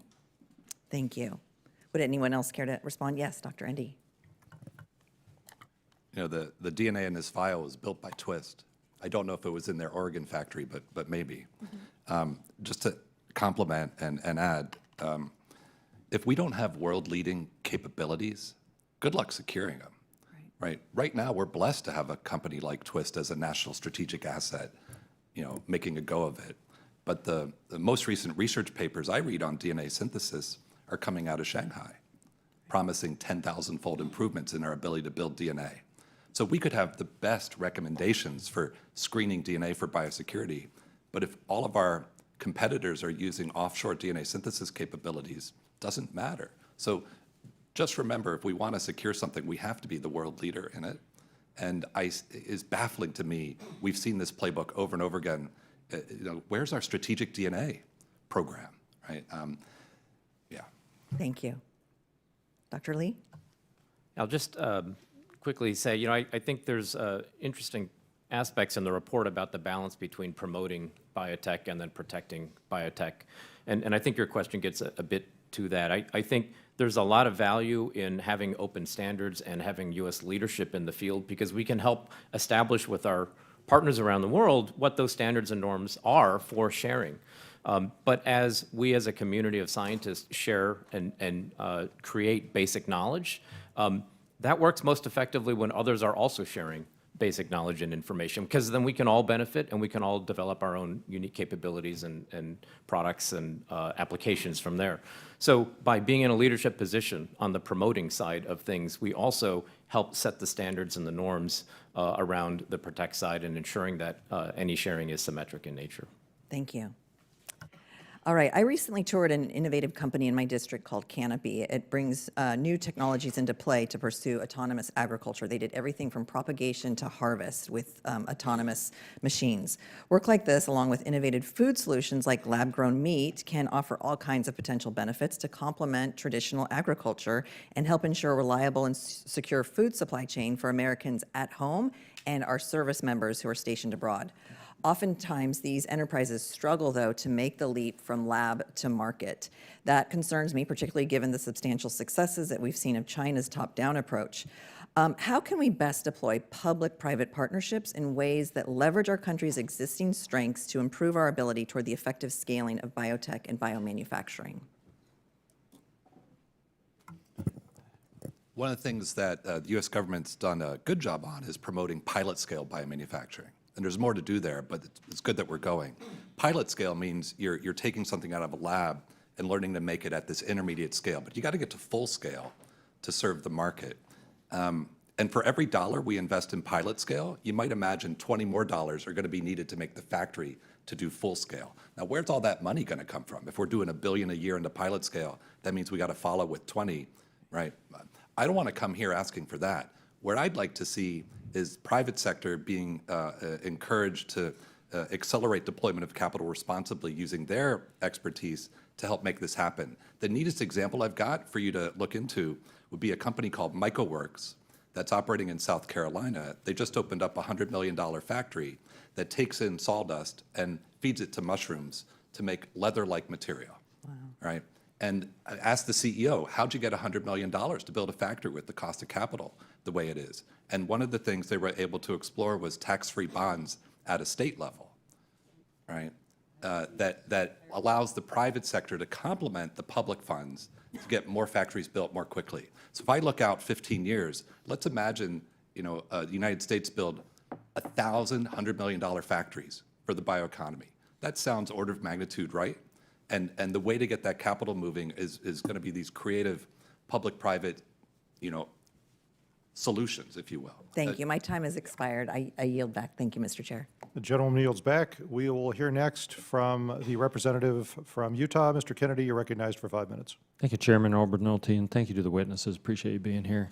It does seem like a long time when you have to sit here for 2 hours listening to us ask you questions, but you're doing a great job. Biotech plays a vital role in Utah's economic growth as well as public health innovation and scientific advancement. With a rapidly expanding life sciences sector, Utah benefits from world-class research institutions, a skilled workforce, and a business-friendly environment that fosters cutting-edge developments in pharmaceuticals, diagnostics, and medical devices. Utah ranks third among all states for life sciences employment concentration. In my district, Halia Therapeutics, a clinical stage biotechnology company, is advancing drug candidates for Alzheimer's disease, myelodysplastic syndrome, and obesity. Halia is also working to crack inflammatory disorders. Utah's all-in support for the industry is also attracting companies like Nusano, whose products will make Utah the epicenter for radioisotope technology used in cancer treatment.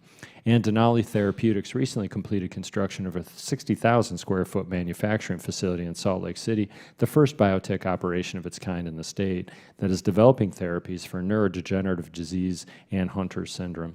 Utah is at the forefront of U.S. biotech advances, and we need the federal government to serve as partners in fostering continued innovation.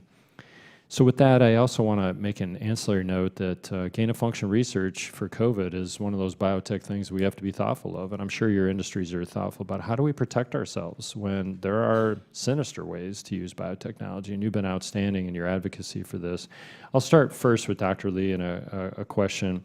What are the key regulatory barriers the federal government is putting in your way that we need to break down so that United States biotech sector has an advantage when we compete with adversaries like Chinese Communist Party? Yeah, thank you for your question. It's great to also hear the examples you're sharing. I'm familiar with some of them as well about all the great work happening in Utah. I think as the NSCEB report highlights, it's a complicated regulatory landscape. I mean, the examples you gave, a lot of them are in the kind of medical countermeasures medicine space. It's a very complicated set of regulations in that space as we think about applications in environment and other areas. There's other regulations that come into play. And I think one of the challenges that companies, particularly smaller companies that are trying to grow, they might have a really promising technology, and they may not have enough understanding and awareness of how to traverse what can be a pretty complicated regulatory environment.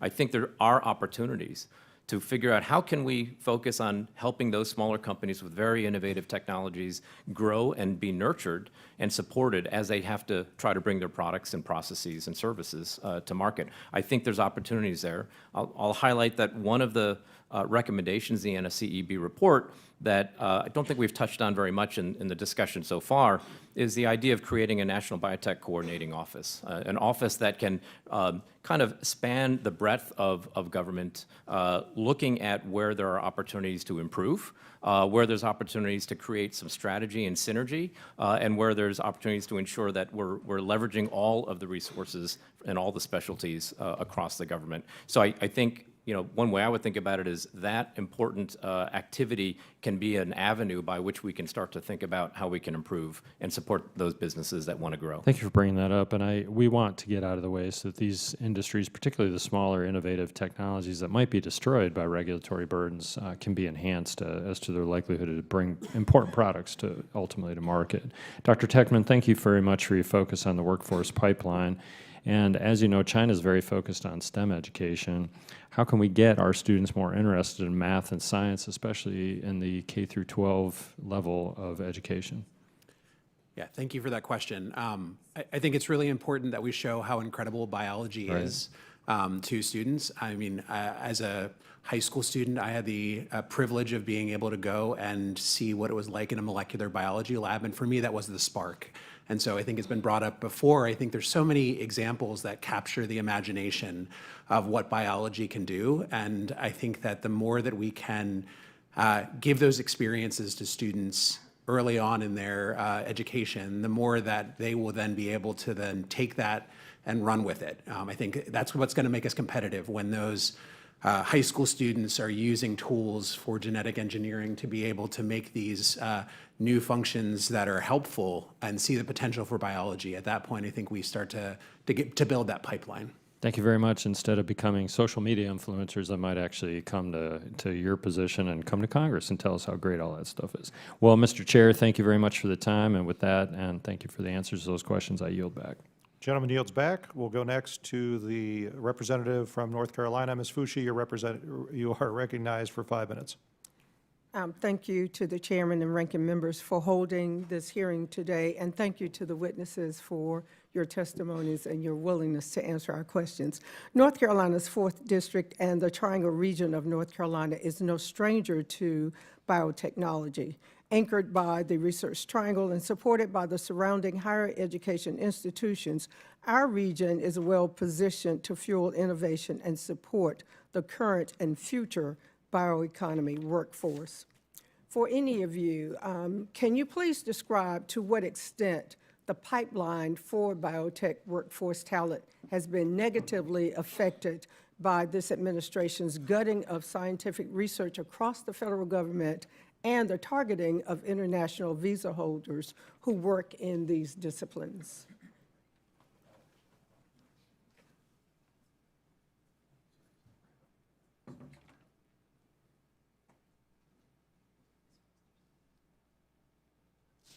Anybody want to take a stab? I will try to offer a perspective that, as we think about workforce in the field that I'm in, I think about a whole range of kinds of skills that are needed. There are those that, and North Carolina is very exceptional in this, those that are doing the manufacturing. Those, to me, are jobs in a manufacturing facility. There's a certain set of skills, a certain set of background and experience needed to do that job effectively. Those are typically very high-wage jobs, and I think we want to be able to support those activities. I think if you look at biotech broadly, you also start to see the research component of this, the earliest stage in the value chain, and I think it's also important that we have that kind of investment, as we've also talked about earlier in the hearing. And those kinds of jobs tend to be, from my observation, located in hubs. And those hubs may be dictated by a geography, they may be dictated by a company or a multinational company, and I think they may be more limited in geographically where they get deployed. But I think the really neat thing about biotechnology and that we've been talking about is that those biomanufacturing jobs, those manufacturing jobs, they can and they should be placed all across the country because there is opportunity all across the country. And I think one way that I think about this is thinking about the importance of the manufacturing piece in addition to thinking about the innovation and the discovery piece. Sure. Dr. Gracio. So one of the things that I think is really important to understand about the National Laboratory System is that our scientists work there because they're passionate about the science and about the mission that they work in. And their ability to do that science is underpinned by their educational background and how they come to the laboratory itself. The work that they do is critically important to the bioeconomy. It's critically important to our nation and the missions that we serve, whether it's a national security mission or a science mission or an energy mission. And continuing to fund the research at the laboratories to underpin the basic sciences that can serve the bioeconomy is a critical component of driving the global competition that we are seeking here. So the scientists are here for a key reason, and that's to advance science. If there are no others on this question, I'll just simply ask the question this way. Should the biotech industry be limiting the scope of who they hire?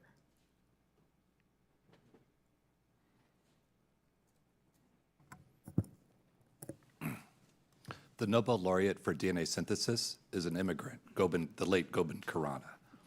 Half of the American Nobel laureates are immigrants. roughly. If you go to Silicon Valley and you ask, who's in the startup executive suite for the successful companies, majority immigrants to the United States, my rough understanding of things. So we've done well when we welcome people who want to do good. Should the biotechnology industry be hiring anybody, everybody? No. That's right? not And my question. I know that's not your question. That's not my question. Yeah. So it's important that, in my view, everybody has the option of learning about biology. Everybody has the option of participating in the bioeconomy. That's what's going to make it uniquely American. That's what's going to make it democratic. And we have to keep that going. Thank you for that. With that, Mr. Chairman, I'll yield back. Gentleman yields back. We'll hear next from my colleague from California, Mr. Fong. You're recognized for 5 minutes. Thank you, Mr. Chairman. Thank you to to those who are providing testimony. Certainly, the National Security Commission on Emerging Biotechnology has laid out a sobering but strategic blueprint. We are in a global race, and our competitors are investing heavily, often with fewer constraints and greater speed. I wanted to ask Dr. Lee, and anyone can chime in, but you mentioned supply chain. I wanted to ask, what are the most critical vulnerabilities in the U.S. biotechnology supply chain today, particularly for raw materials, reagents, or biomanufacturing inputs? And how dependent is the United States on foreign suppliers for essential biotech inputs? And what are the national security implications? And what steps has the federal government taken to map and monitor the biotech supply chain from end to end? Yeah, thank you for that question. It's a very important question, and I can follow up after the hearing with, given the breadth of that question, perhaps some more specifics. But I think we live in as we all know, we live in a global society, and supply chains are global by nature. I think when you look at where materials come from, when you look at where drug substance or APIs are manufactured, it is, for better or worse, it is a global environment. And there are certainly our competitor nations, but there's also our friends that have been able to secure a substantial amount of the manufacturing of these important materials. And I think it's a real risk to the United States.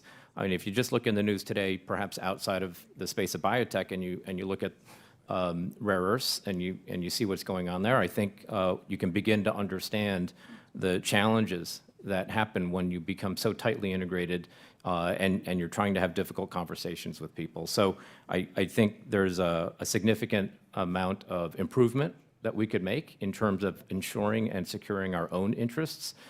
But it is a global society, and we should be working with our friends and allies and partners to ensure that we can meet our needs as well as theirs. Anyone else have anything to add? Oh.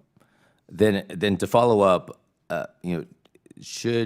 what should the federal government do, whether it's incentives or other policies, to help stabilize or de-risk the biotech supply chain? Yeah, that's another really good question, and I think a piece of that is really articulated in some of the NSCEB report recommendations. Unfortunately, it's not simple. It's not as simple as saying we need to just do this one thing. I think it's a collection of activities. I think it begins with that National Biotech Coordinating Office to take a strategic look at this, because we're talking about supply chains that are complicated across many different types of products. I think it's ensuring that we have demonstration facilities and scale-up facilities so that small innovative companies that are trying to bring new technologies to market that may be better than current technologies, that they have a place where they can innovate and accelerate their innovation. And ultimately, I think there's probably a piece of this which is creating financial incentives or at least creating an environment where companies would rather choose to build their factories here in the United States as opposed to other places. Sure. And I guess my last question is, one of the lessons learned through the pandemic is certainly this challenge. How well did the biotechnology supply chain perform during the pandemic, and did it reveal any structural weaknesses that we need to address in the short term compared to a kind of a long-term strategy?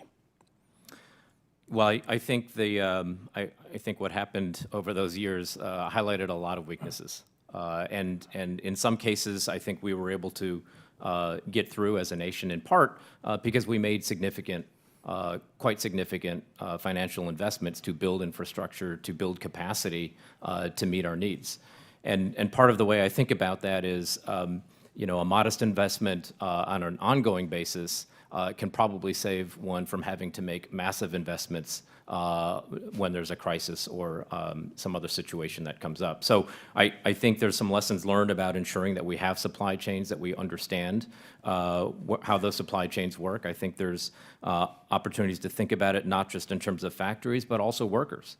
You can't just build a manufacturing facility to make some complicated medicine or medical countermeasure and expect that all of a sudden you're going to have talent everywhere that you can just start filling that facility with. So I think there's also a workforce piece to this. Certainly appreciate that. This is certainly a very important. I know that in reviewing the recommendations in the report, you know, the threat from China and the CCP is real.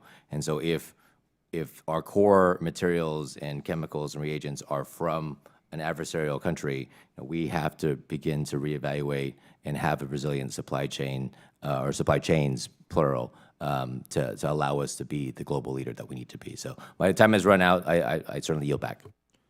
Gentleman yields back. We'll hear next from the representative from Delaware. Ms. McBride, you're recognized for 5 minutes. Thank you very much, Mr. Chairman. Thank you so much, Chairs Weber and Obernolte and Ranking Members Stevens and Ross for holding this timely joint hearing on biotechnology and continuing the important bipartisan work of this committee. As we've already heard, in December 2021, Congress established the National Security Commission on Emerging Biotechnology. This bipartisan independent commission was tasked with evaluating and recommending ways in which the U.S. can support the secure development of biotech and biomanufacturing here in the United States. The commission's recent action plan for American biotechnology highlights the need for more private-led, public-supported innovation in biotechnology and emphasizes the need for dedicated workforce development programs to strengthen the domestic biomanufacturing industry. If you all haven't read this report, anyone watching, it is a page-turner. I definitely recommend opening it up. Today, I am so proud to highlight my home state, the greatest state in the history of the Union, Delaware, because the first state is truly a leader in this space, a successful hub for biotechnology investments and innovation, thanks in large part to my friend and one of today's witnesses, Dr. Kelvin Lee, and his leadership as NIMBL's Institute Director. We're incredibly lucky to have him in Delaware. I've bragged a lot about NIMBL to this committee, and so I'm really glad that everyone gets to hear from him today and got to hear his wonderful sports analogies for today's needs. Last month, Senator Coons and I welcomed commission members to NIMBL to see firsthand how government and industry partnerships drive excellence in innovation and workforce development. NIMBL's success proves we must continue these efforts to secure the future of biotechnology innovation in the United States. And above all, it's critical that we understand that to reshore manufacturing, we must manufacture for the future, not the past. To do this, we must take this bipartisan and independent commission's warnings and recommendations seriously. We must provide full funding for science and research. We must support our researchers, provide students with the resources they need to excel, and welcome common sense partnerships to make sure the U.S. remains the leader in biotechnology innovation, not China. So my first question is to my good friend, Dr. Lee. NIMBL, the University of Delaware, and state-based associations have worked for decades to create a powerful biotechnology sector in the state. And as we look to expand biomanufacturing across the country through public-private partnerships, I'm curious what lessons we can take for national initiatives that we've learned in Delaware, that you've learned in Delaware. Well, thank you for the question and the kind words. I appreciate that. You know, I think in Delaware, when I reflect on how we got to where we are, it really is, it's not an overnight situation. It's I think, a strategic and a consistent investment that has been made over the last couple of decades with an emphasis placed on life science. How are we going to create an innovation ecosystem in Delaware that is right for Delaware? And what does right for Delaware mean? Well, it's not a large state. It's a relatively small state. And I think through that, it has fostered an environment where organizations have to find a way to collaborate and partner and work together.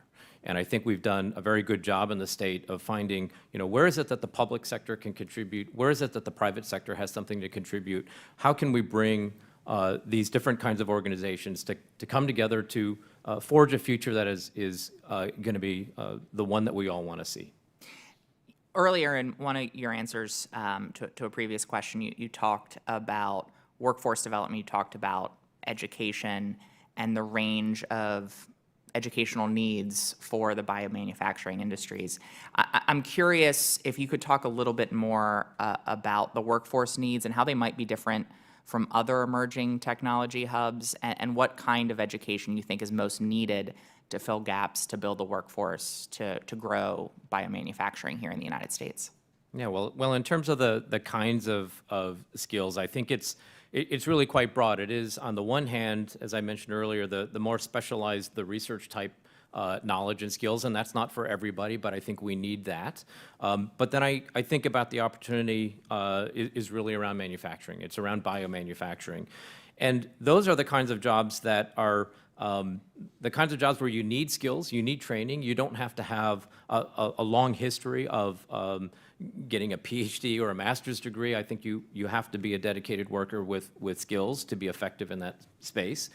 But as you imagine the amount of factories going up across the country, then you start to realize you need other really important kinds of positions filled. You need the trades, because who's going to build these factories and maintain the factories? You need people who are skilled in automation, people who are knowledgeable about data science. So there's a lot of cross-cutting benefits that can emerge. And I think that's true in other emerging industries as well.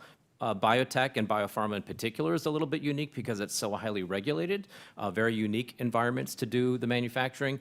But a chip fab is also a very unique environment to do manufacturing, and I think there's lessons learned about how we train people to work at those places. Thank you, and I yield back.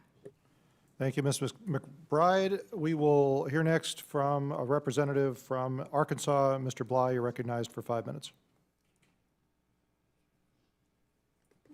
Mr. Bly? Oh, sorry, Alaska? Oh, there we go.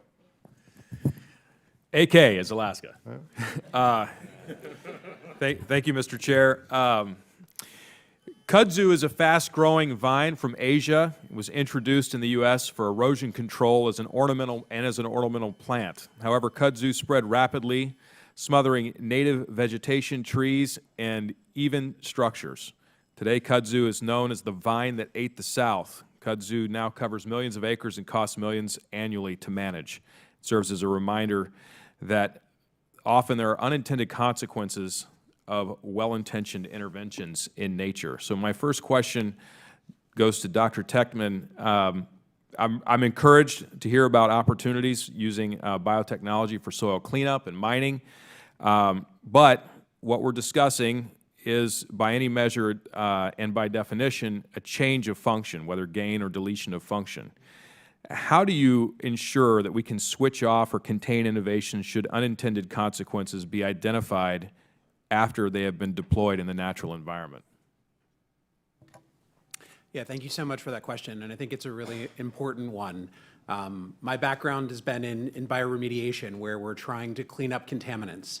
And as we thought about kind of how do we intervene in the situation where you have a contaminated system and use biology to help with that, there are some ways of taking what's naturally there and finding ways of encouraging it, such that you're not necessarily introducing something foreign into that system to deal with the problem. And part of this is our ability to know what exists in nature, what's naturally there, and then how can we encourage the natural community to do that. So for example, in the biomining project that we have, we're not introducing organisms as much as we are finding ways of encouraging what's there to do what we want it to do. And so I think that's part of that balance there, but yet it is something that we have to think critically about from the very beginning. I think it's essential that we think about what are the long-term potential unintended consequences of this technology, and really ask those hard questions at the beginning before we get to the point of deploying it in the environment. So I think it's a great question. Thank you. Thanks. My next question to Dr. Lee. Now, depending on what one believes about the origins of COVID-19, the gain-of-function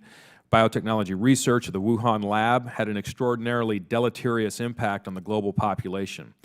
How do we best contain risk from nations with little to no safety controls? Yeah, thank you for that question. I think one of the areas that I believe we can all improve, and perhaps this is an important piece of this, is it's going to sound a little bit silly in a sense, workforce training. I think in the research space that we live in doing biotech, for the first few decades, people didn't think about the need to protect, right? People thought about this as a great research field. It's producing new medicines. It's producing new products. And I think within the research community, we haven't had enough people thinking about dual-use function, thinking about what the risks are. And I start to now see more people talking about it, but I don't know that enough people are talking about how do we vet people who are working in these fields? How do we vet projects? How do we understand and talk about what some of those risks are? And if there are risks, how do we mitigate those risks? We want the promote piece. We want the open science to lead to new products and deliver the benefits to all of us for that. But certainly want to acknowledge that I think we need to talk more about what are the risks and how do we identify and deal with those risks. Do you think it would make sense for us to pursue an international framework or treaty agreement that would help us to ensure that there are proper safeguards for this technology? I am a little bit out of my expertise, but I actually think there are some in certain areas that exist. Whether they're effective or not is perhaps an open question, and whether everyone is, everyone meaning all nations, are adequately aligned with those policies, guidelines, and treaties is also something I'm not very familiar with. But I do think that the ability to establish and set global standards and norms of how work is done is critically important. And to be a leader in the field and be perceived as a leader, as a nation, allows you to drive others towards converging on those standards and those norms. If you're not a leader in the field and you aspire to be one and somebody else is, then in a sense you're trying to play catch up and influence in a way that is far less effective. Thank you very much, and I yield back. Gentleman yields back. We will go next to the representative from New York. I do know what NY stands for. Mr. Riley, you're recognized for 5 minutes.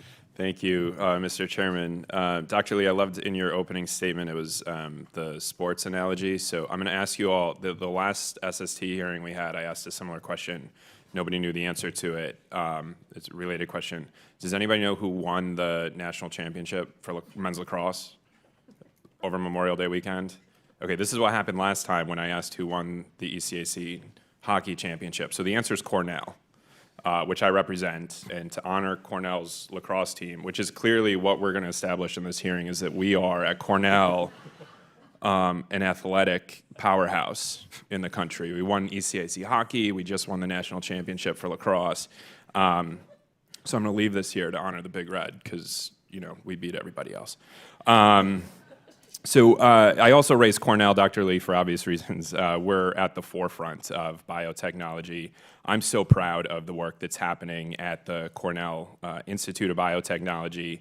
They're doing, just as you know, amazing work with both human and animal health, which is really important for our ag economy. And it's a place where we are taking incredible technologies and innovations, not just to incubate those, but to also commercialize those. You talked quite a bit earlier about the challenges of taking things from the labs and the process to the factory floor. And you said we invent stuff here, which is great, but we've got to start making stuff here in America too. That's the other piece of this. So I was hoping you might be able to use some of your time from your own experience at Cornell's Institute of Biotechnology to maybe talk about some of the really important work that they're doing, particularly as it relates to our ag economy. And as you're doing that, you know, we're all cognizant of some of the budget cuts that are being proposed.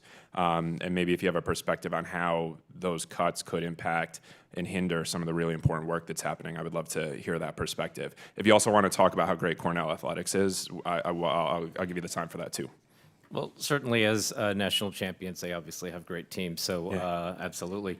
Thank you for that question. You know, Cornell is a wonderful institution. It's a great institution. It has an incredible richness in its students, incredible richness in its faculty, and they are effective, right? As an institution of higher education, they know how to get things done, and they certainly have delivered impact. I know that the Institute of Biotechnology there does a really amazing job at bringing together life science researchers, faculty, students, and staff to tackle some of the most interesting and promising and challenging problems of the day, certainly in the ag biotech space, as well as in other areas. What I'll highlight maybe in response to your question is, you know, one of the things that really makes life science work these days, and it's not just at Cornell, I think it's true broadly, is that technology is fundamentally driving how life science works. And we talk a little bit about AI as a piece of that, but even the commoditization and the availability of technology for DNA synthesizers, as we talked earlier, DNA sequencers, and so on, there is a lot of infrastructure that drives our ability to make those discoveries and ultimately create those products. And Cornell and that Institute of Biotechnology has done a wonderful job of creating an infrastructure that the Cornell faculty and small companies and large companies can access and benefit from. And there is an incredible efficiency in saying, we're going to create a place where you don't have to buy all that equipment that's very expensive and figure out how to maintain it and yourself, because then you put it out of reach from a lot of different perspectives, to let's try to centralize some of these services that are unique and important. And by doing that, we can become the best in the world in some of these services, and we can make sure that we can deliver. And that, frankly, creates also a financial efficiency, because then not everybody has to have that for themselves. They can rely on a set of experts and a set of expert tools and capabilities that allows them to do their work. Yeah, I really appreciate that perspective, because I think I think all of us here, most of us, at least I agree, we need to make the government more efficient. If there's places where there's waste or fraud or abuse, we need to get rid of it. But these investments that we're talking about are actually some of the most efficient ways we can spend money. If we're investing in that sort of infrastructure, creating those economies of scale, if we stop doing that, we're not only going to undercut the science, but we're going to waste a whole lot of money. So I really appreciate that perspective. Just really quickly, you know, you talked about the loss of manufacturing jobs. That's something that's near and dear to my heart in our district, where we used to have IBM and I lost a lot of jobs. My time's expiring, but I'll submit a question to the record for you about you wrote in your testimony about us losing out to countries with more effective industrial policy. I think one of the things that we don't think about enough is the CHIPS and Science Act as industrial policy, with the science provision is industrial policy. The investments in the National Science Foundation, that's industrial policy. That's not just science, that's manufacturing jobs. My time's expired, but I'll come back to you with some of that. I really appreciate it. Thank you, Mr. Chairman. Gentleman yields back. We will go next to the chairman of the full committee, Mr. Babin. You're recognized for 5 minutes. Yes, sir. Thank you, Mr. Chairman. Dr. Endy, if you don't mind, in your testimony, you suggested that foundational discoveries are the key to U.S. leadership in biotech. What gaps do you see in our fundamental knowledge of biology, and what unique roles do both the public and private sectors have in filling those gaps? Thank you for the question. Yes, sir. One thing to highlight is cells, the fundamental unit of life. These things we partner with to do useful stuff. Turns out there's no cell on Earth that we fully understand. They're still mysterious at their microscopic level. This is best illustrated by work to build genomes, and it only include things that are required for the cell to work. And when we do that, there's about 20% of the parts that are required for the cell to work, and nobody on Earth knows what they do.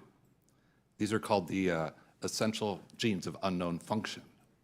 And the consequence of that is bioengineering workflows remain Edisonian. Tinker and test, tinker and test. I don't know if my thing's going to work until I build it and test it. That's very different than aircraft engineering today. And so how are we going to punch through this ambiguity and get to a complete operational understanding of the fundamental unit of life. This is not something I could go raise money for to start a company to do. This is something that's going to have to come from the public treasure. The return is this significant upgrade in our ability to partner with biology to solve problems. There's other examples, but just start with that. How do we get to a complete understanding of the fundamental unit of life, the cell? And the people who can get that job done are supported by NSF, the Department of Energy, and NIST. We need better measurement tools. We need better professional teams sustaining the work, and so on. Okay, thank you very much. And Ms. Gracio, earlier this week, the DOJ indicted 2 Chinese researchers who attempted to smuggle a dangerous fungus, a biological pathogen, into the United States. One of the scientists worked at the University of Michigan. The other worked for a Chinese university, and both allegedly had connections to the Chinese Communist Party. Do the national labs have the necessary expertise to address emerging biotech threats resulting from unmonitored laboratory experiments or accidental or intentional release of pathogens? Thank you for the question. The national labs have necessary expertise, the instrumentation, the capabilities to address these kinds of threats, to understand and to explore them. Today, we've responded to the Amerithrax attacks in 2001 and to multiple naturally occurring outbreaks of Ebola in Africa. So the mass spectrometry, the instrumentation, the vast array of instruments, and the ability to bring all of that data together and analyze it so that we can understand what these threats are is a core capability of the Department of Energy. Is the U.S. vulnerable to agro-terrorism as alleged from China, as alleged by the FBI, I should say? And what can the United States do to mitigate that risk if it really exists? Absolutely. The U.S. is unfortunately very vulnerable to agricultural threats, including agroterrorism, as what you're referring to here, and naturally occurring outbreaks such as food and mouth disease in multiple European countries, and the widespread outbreak of African swine fever. We continue to vigilantly monitor imports, including inadvertent and deliberate violations, and to put our agriculture, these activities put our agriculture at risk. And the monitoring, whether it's through the Custom and Border Protection, through the ports and borders, is a critical component, but also ensuring we understand what's going on in foreign countries that could come into the U.S. is a critical element of this as well. So increasing the ability to collect information and understand the vast array of capabilities of foreign countries is an important aspect. Okay, thank you. And really quickly, Dr. Lee, NIMBLE plays an important role in developing technologies and necessary workforce for innovation in biopharmaceutical manufacturing and de-risking new techniques. Could you elaborate very quickly on some products or technologies like the buffer stock blending system that were developed at NIMBLE and how they impacted the industry? Yeah, so very briefly, the technology referred to, the buffer stock blending skid, is really trying to automate high school chemistry to solve a problem that the industry stakeholders that we work with came together and said, we're managing very complicated supply chains. We have proprietary relationships with vendors. We build these factories that are very big and very expensive with very large clean rooms.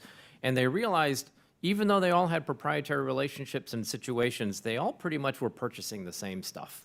And so by creating a more efficient supply chain and building basically one piece of equipment that all companies could use if they chose to use it, they actually streamlined supply chains. They reduced the capital investment needed to build that next factory. They reduced the operating costs, and they can do it far faster and more effectively and at higher quality than they could using traditional approaches. Okay, thank you. I'm out of time, and I yield back. Thank you, Mr. Chairman. The gentleman yields back. We'll hear next from the gentlewoman from Maryland, Ms. McLean Delaney. You're recognized for 5 minutes.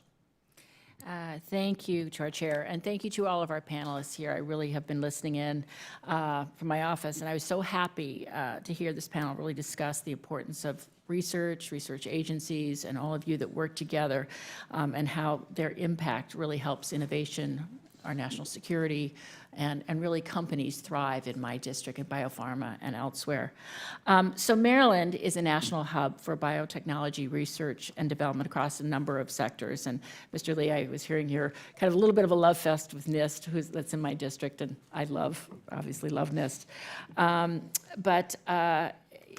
As I was reviewing the National Security Commission's report on emerging biotechnology, I was glad to see recommendations highlighting the importance of standards and frameworks to protect American biological data.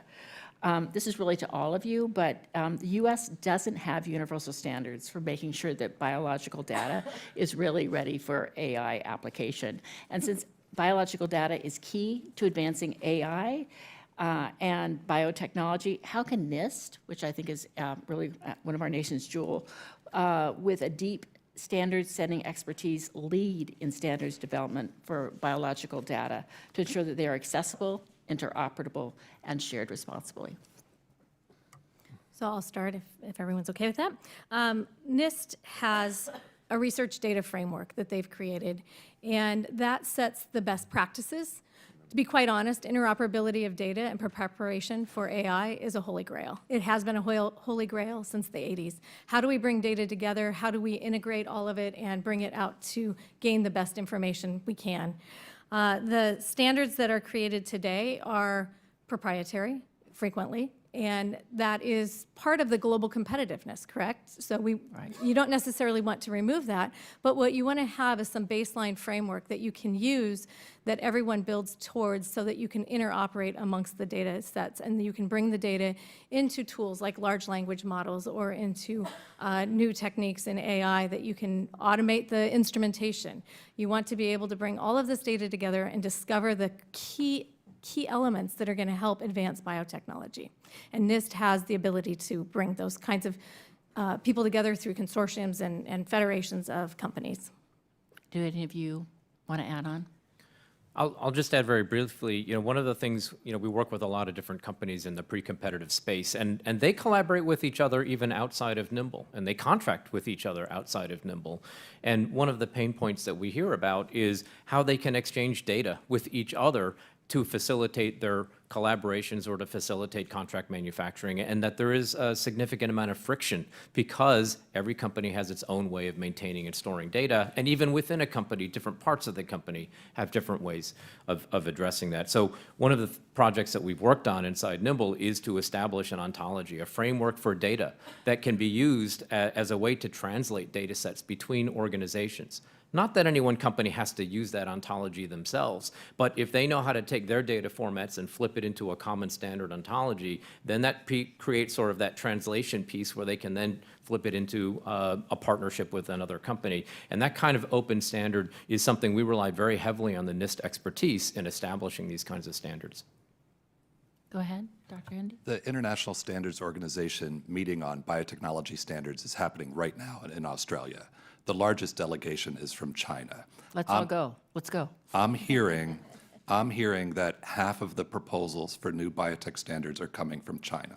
That's a problem. I like what's in this report on NIST. I don't think it goes far enough. In my view, NIST should be resourced to create a biomeasurement laboratory to complement the physical measurement laboratory and the material measurement laboratory. This is a significant need, and it should support hundreds of scientists at NIST. Thank you. That's it. And you think that this is something we should be funding and taking a... It needs to be fully operational within 1,000 days, in my view. Anyone else? Yeah, I mean, I think I would agree with the other panelists. I think that there needs to be, in some domains within biology, it's not just we have the data, we need higher quality data, but we do need to think about expanding the data that we already have. And I think it starts at experimental standards to standards for metadata and data that then goes into databases that are accessible and well curated as well. And I think there's a role, definitely a role for NIST to play in all of that. Very, very useful. Thank you. I thank you for all of that, and I think I will take those to heart. Because of lack of time, I will be submitting and building on my colleagues' question about also some of the important unique forensic and attribution capabilities of NBFAC, protecting U.S. biotechnology. So, Ms. Gracio, I'll be forwarding that in my questions to the committee. I yield back. Thank you. Gentleman yields back. We'll hear next from the chairman of the Energy Subcommittee, Mr. Weber. You're recognized for 5 minutes. Thank you, sir. Ms. Gracio, we're going to stick with you. I spoke with your boss, Director Steve Ashby, yesterday. He spoke pretty highly of you, by the way, just so you know. Anyway, I'm going to stick to biotechnology today. Can you elaborate on the importance of PNNL's foundational science capabilities and how they can be leveraged to deepen our understanding of some of these complex biological systems, particularly those that we need to master in order to eventually reach the commercialization stage? Thank you, Chairman Weber, and thank you for the conversation you had with my boss. Hopefully that will help give me a little bit of a plus there, huh? So for 3 decades, DOE has really supported basic research at PNNL and at the other national laboratories to improve our ability to measure the molecules produced by microorganisms, such as bacteria and fungi, much like what we've been talking about today. This research has been foundational to the development of proteomics and metabolomics, which is the study of proteins and metabolites and these microorganisms that are produced. Because of this research, we can optimize the production of economically important chemicals through a fermentation process. So we can also measure the differences now between harmful and benign bacteria and fungi and begin to understand which proteins and metabolites make organisms harmful. At PNNL, we have been developing techniques to evaluate the presence of these small molecules in human cells and understanding and using these processes to assess soil and permafrost samples for the Department of Defense to determine whether there are novel organisms that could present threat to the warfighter. Without this basic science underpinning, we would not be able to translate the ideas and the concepts that I've talked about here into techniques, countermeasures, other mechanisms for understanding what's happening and what the warfighter might be exposed to. So that's one example of how basic science really can drive the outcomes both of biotechnology, but also in terms of helping our national security and our military. Well, thanks for that. How do you see the National Security Commission on Emerging Biotechnology's recommendations helping to address this critical challenge of adequately using basic science assets to advance that field? I think there were some outstanding recommendations in the report that enhance and help understand what the Department of Energy can bring to bear on this problem. The investment in the infrastructure will amplify the science that's done by private industry. Oftentimes, we take on high risk, high reward, but highly hazardous work within the national laboratory system.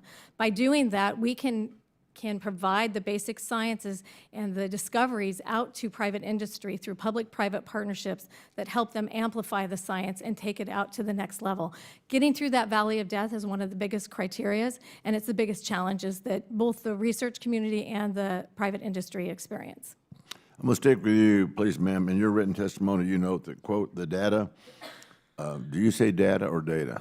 I say data. Okay, you say them. It's you say, okay. Tomato, tomato. I was going there. Yeah, rodeo. I'm Texan. So what's so funny? So anyway, you note that, quote, the data from DOE facilities can be used as a foundation for the web of biological data recommended in the SCEB report, end quote.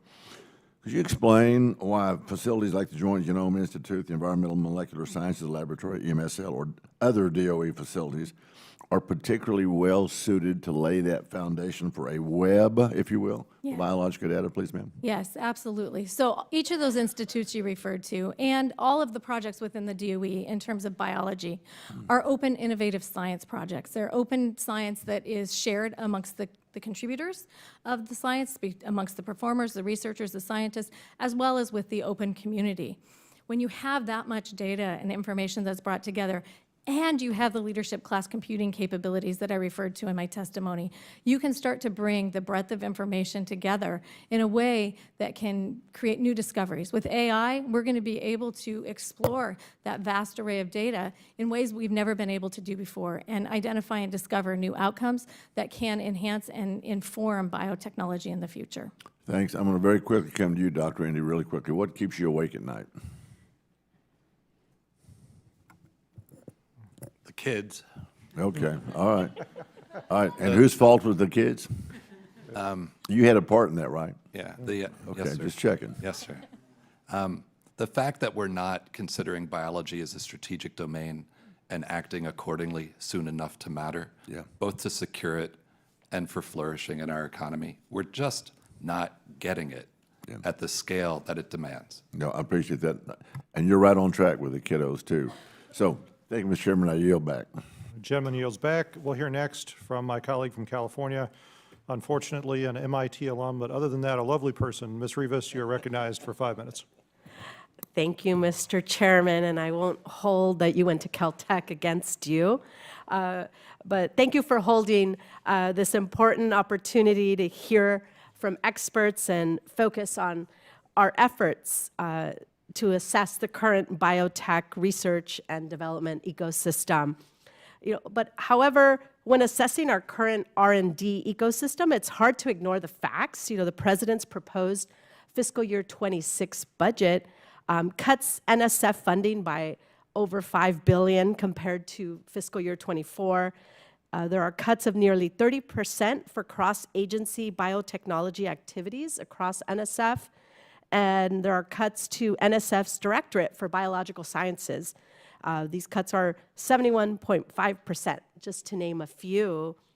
So that worries me in terms of our competitiveness. A lot of basic science research is funded by the federal government, and our scientists and researchers across the country rely on federal funding to get some of these innovations started.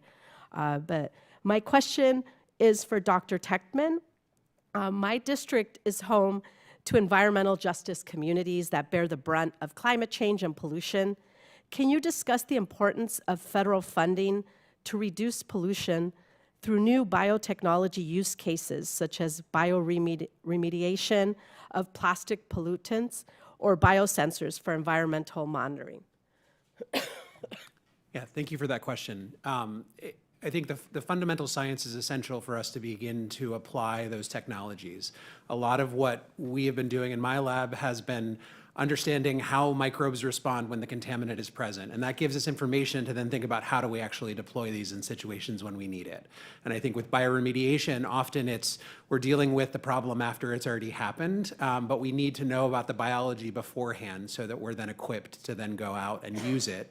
And as I said before, a lot of this is basic science. Knowing which organisms are there and what they're doing is a very fundamental question. And a lot of what we've been doing started with investments in understanding how microorganisms break down organic matter generally. And then we think about how does that then apply to oil or other contaminants. So I think it's essential that we know the basics to be able to then apply it. And how important is federal funding to that research? I think it's absolutely essential. I mean, I can speak to my own work. It was through an NSF project that started us thinking about organic matter and how microbes break it down that we then are able to then go apply it to other projects where we're doing things with it, building underwater batteries, cleaning up contaminated sites. And so I think federal funding is important to build that foundation of basic science so that we then can transition that. And that is not something that is funded by industry, typically, right? Often that initial investment comes from the federal government because the questions are very nascent. I think we need to know kind of where the foundation is before we can think about what the applications are. And I think federal funding de-risks the technology so that we can then work with industries to see how it applies.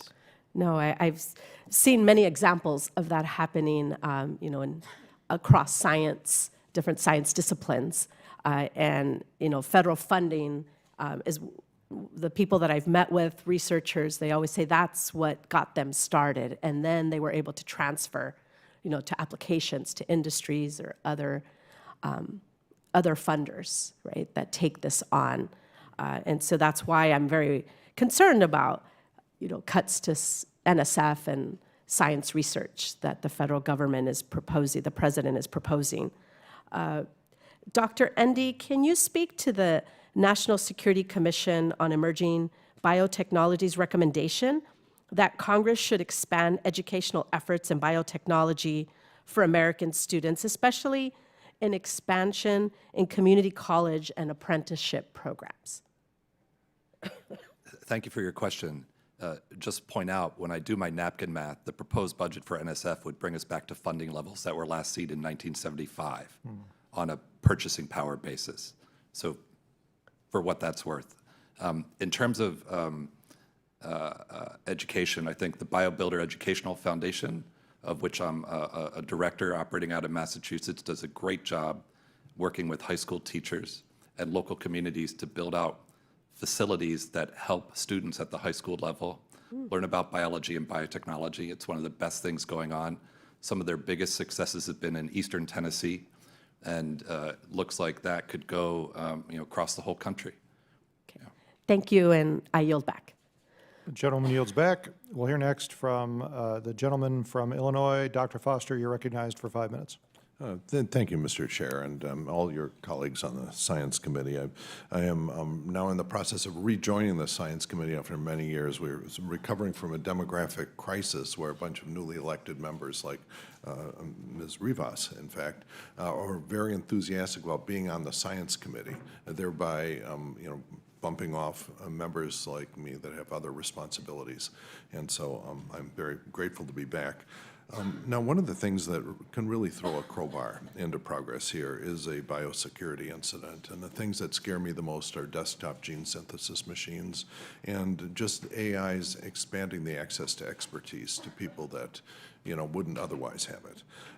As Congress's token PhD physicist, I sort of serve as a lightning rod for a lot of the concerns on that. It was a little over 10 years ago, actually, that all of my science friends said, hey, there's been this incredible discovery called CRISPR-Cas9 that you guys are not ready for. So we actually had Jennifer Doudna sitting where you're sitting there. And one of the many things she told us about, besides the incredible potential, was the worries. I think at one of the hearings that we had, she described worries about how easy it would be to use CRISPR-Cas9 to knock out a cancer protective gene and what that might mean. And, and then in the decade since then, it's actually not been that bad. There were a lot of worries. About that time, I was invited to give the kickoff speech, and the National Academies had a series of meetings on human germline editing. And then I obviously there are things to worry about, big things to worry about, some of which came true. I don't think it's an accident that it was in China that you saw human germline editing take place in an underregulated environment. But it hasn't really been, and maybe the worst thing that's happened is now you see the Cornell lacrosse team genetically modified so they can actually win.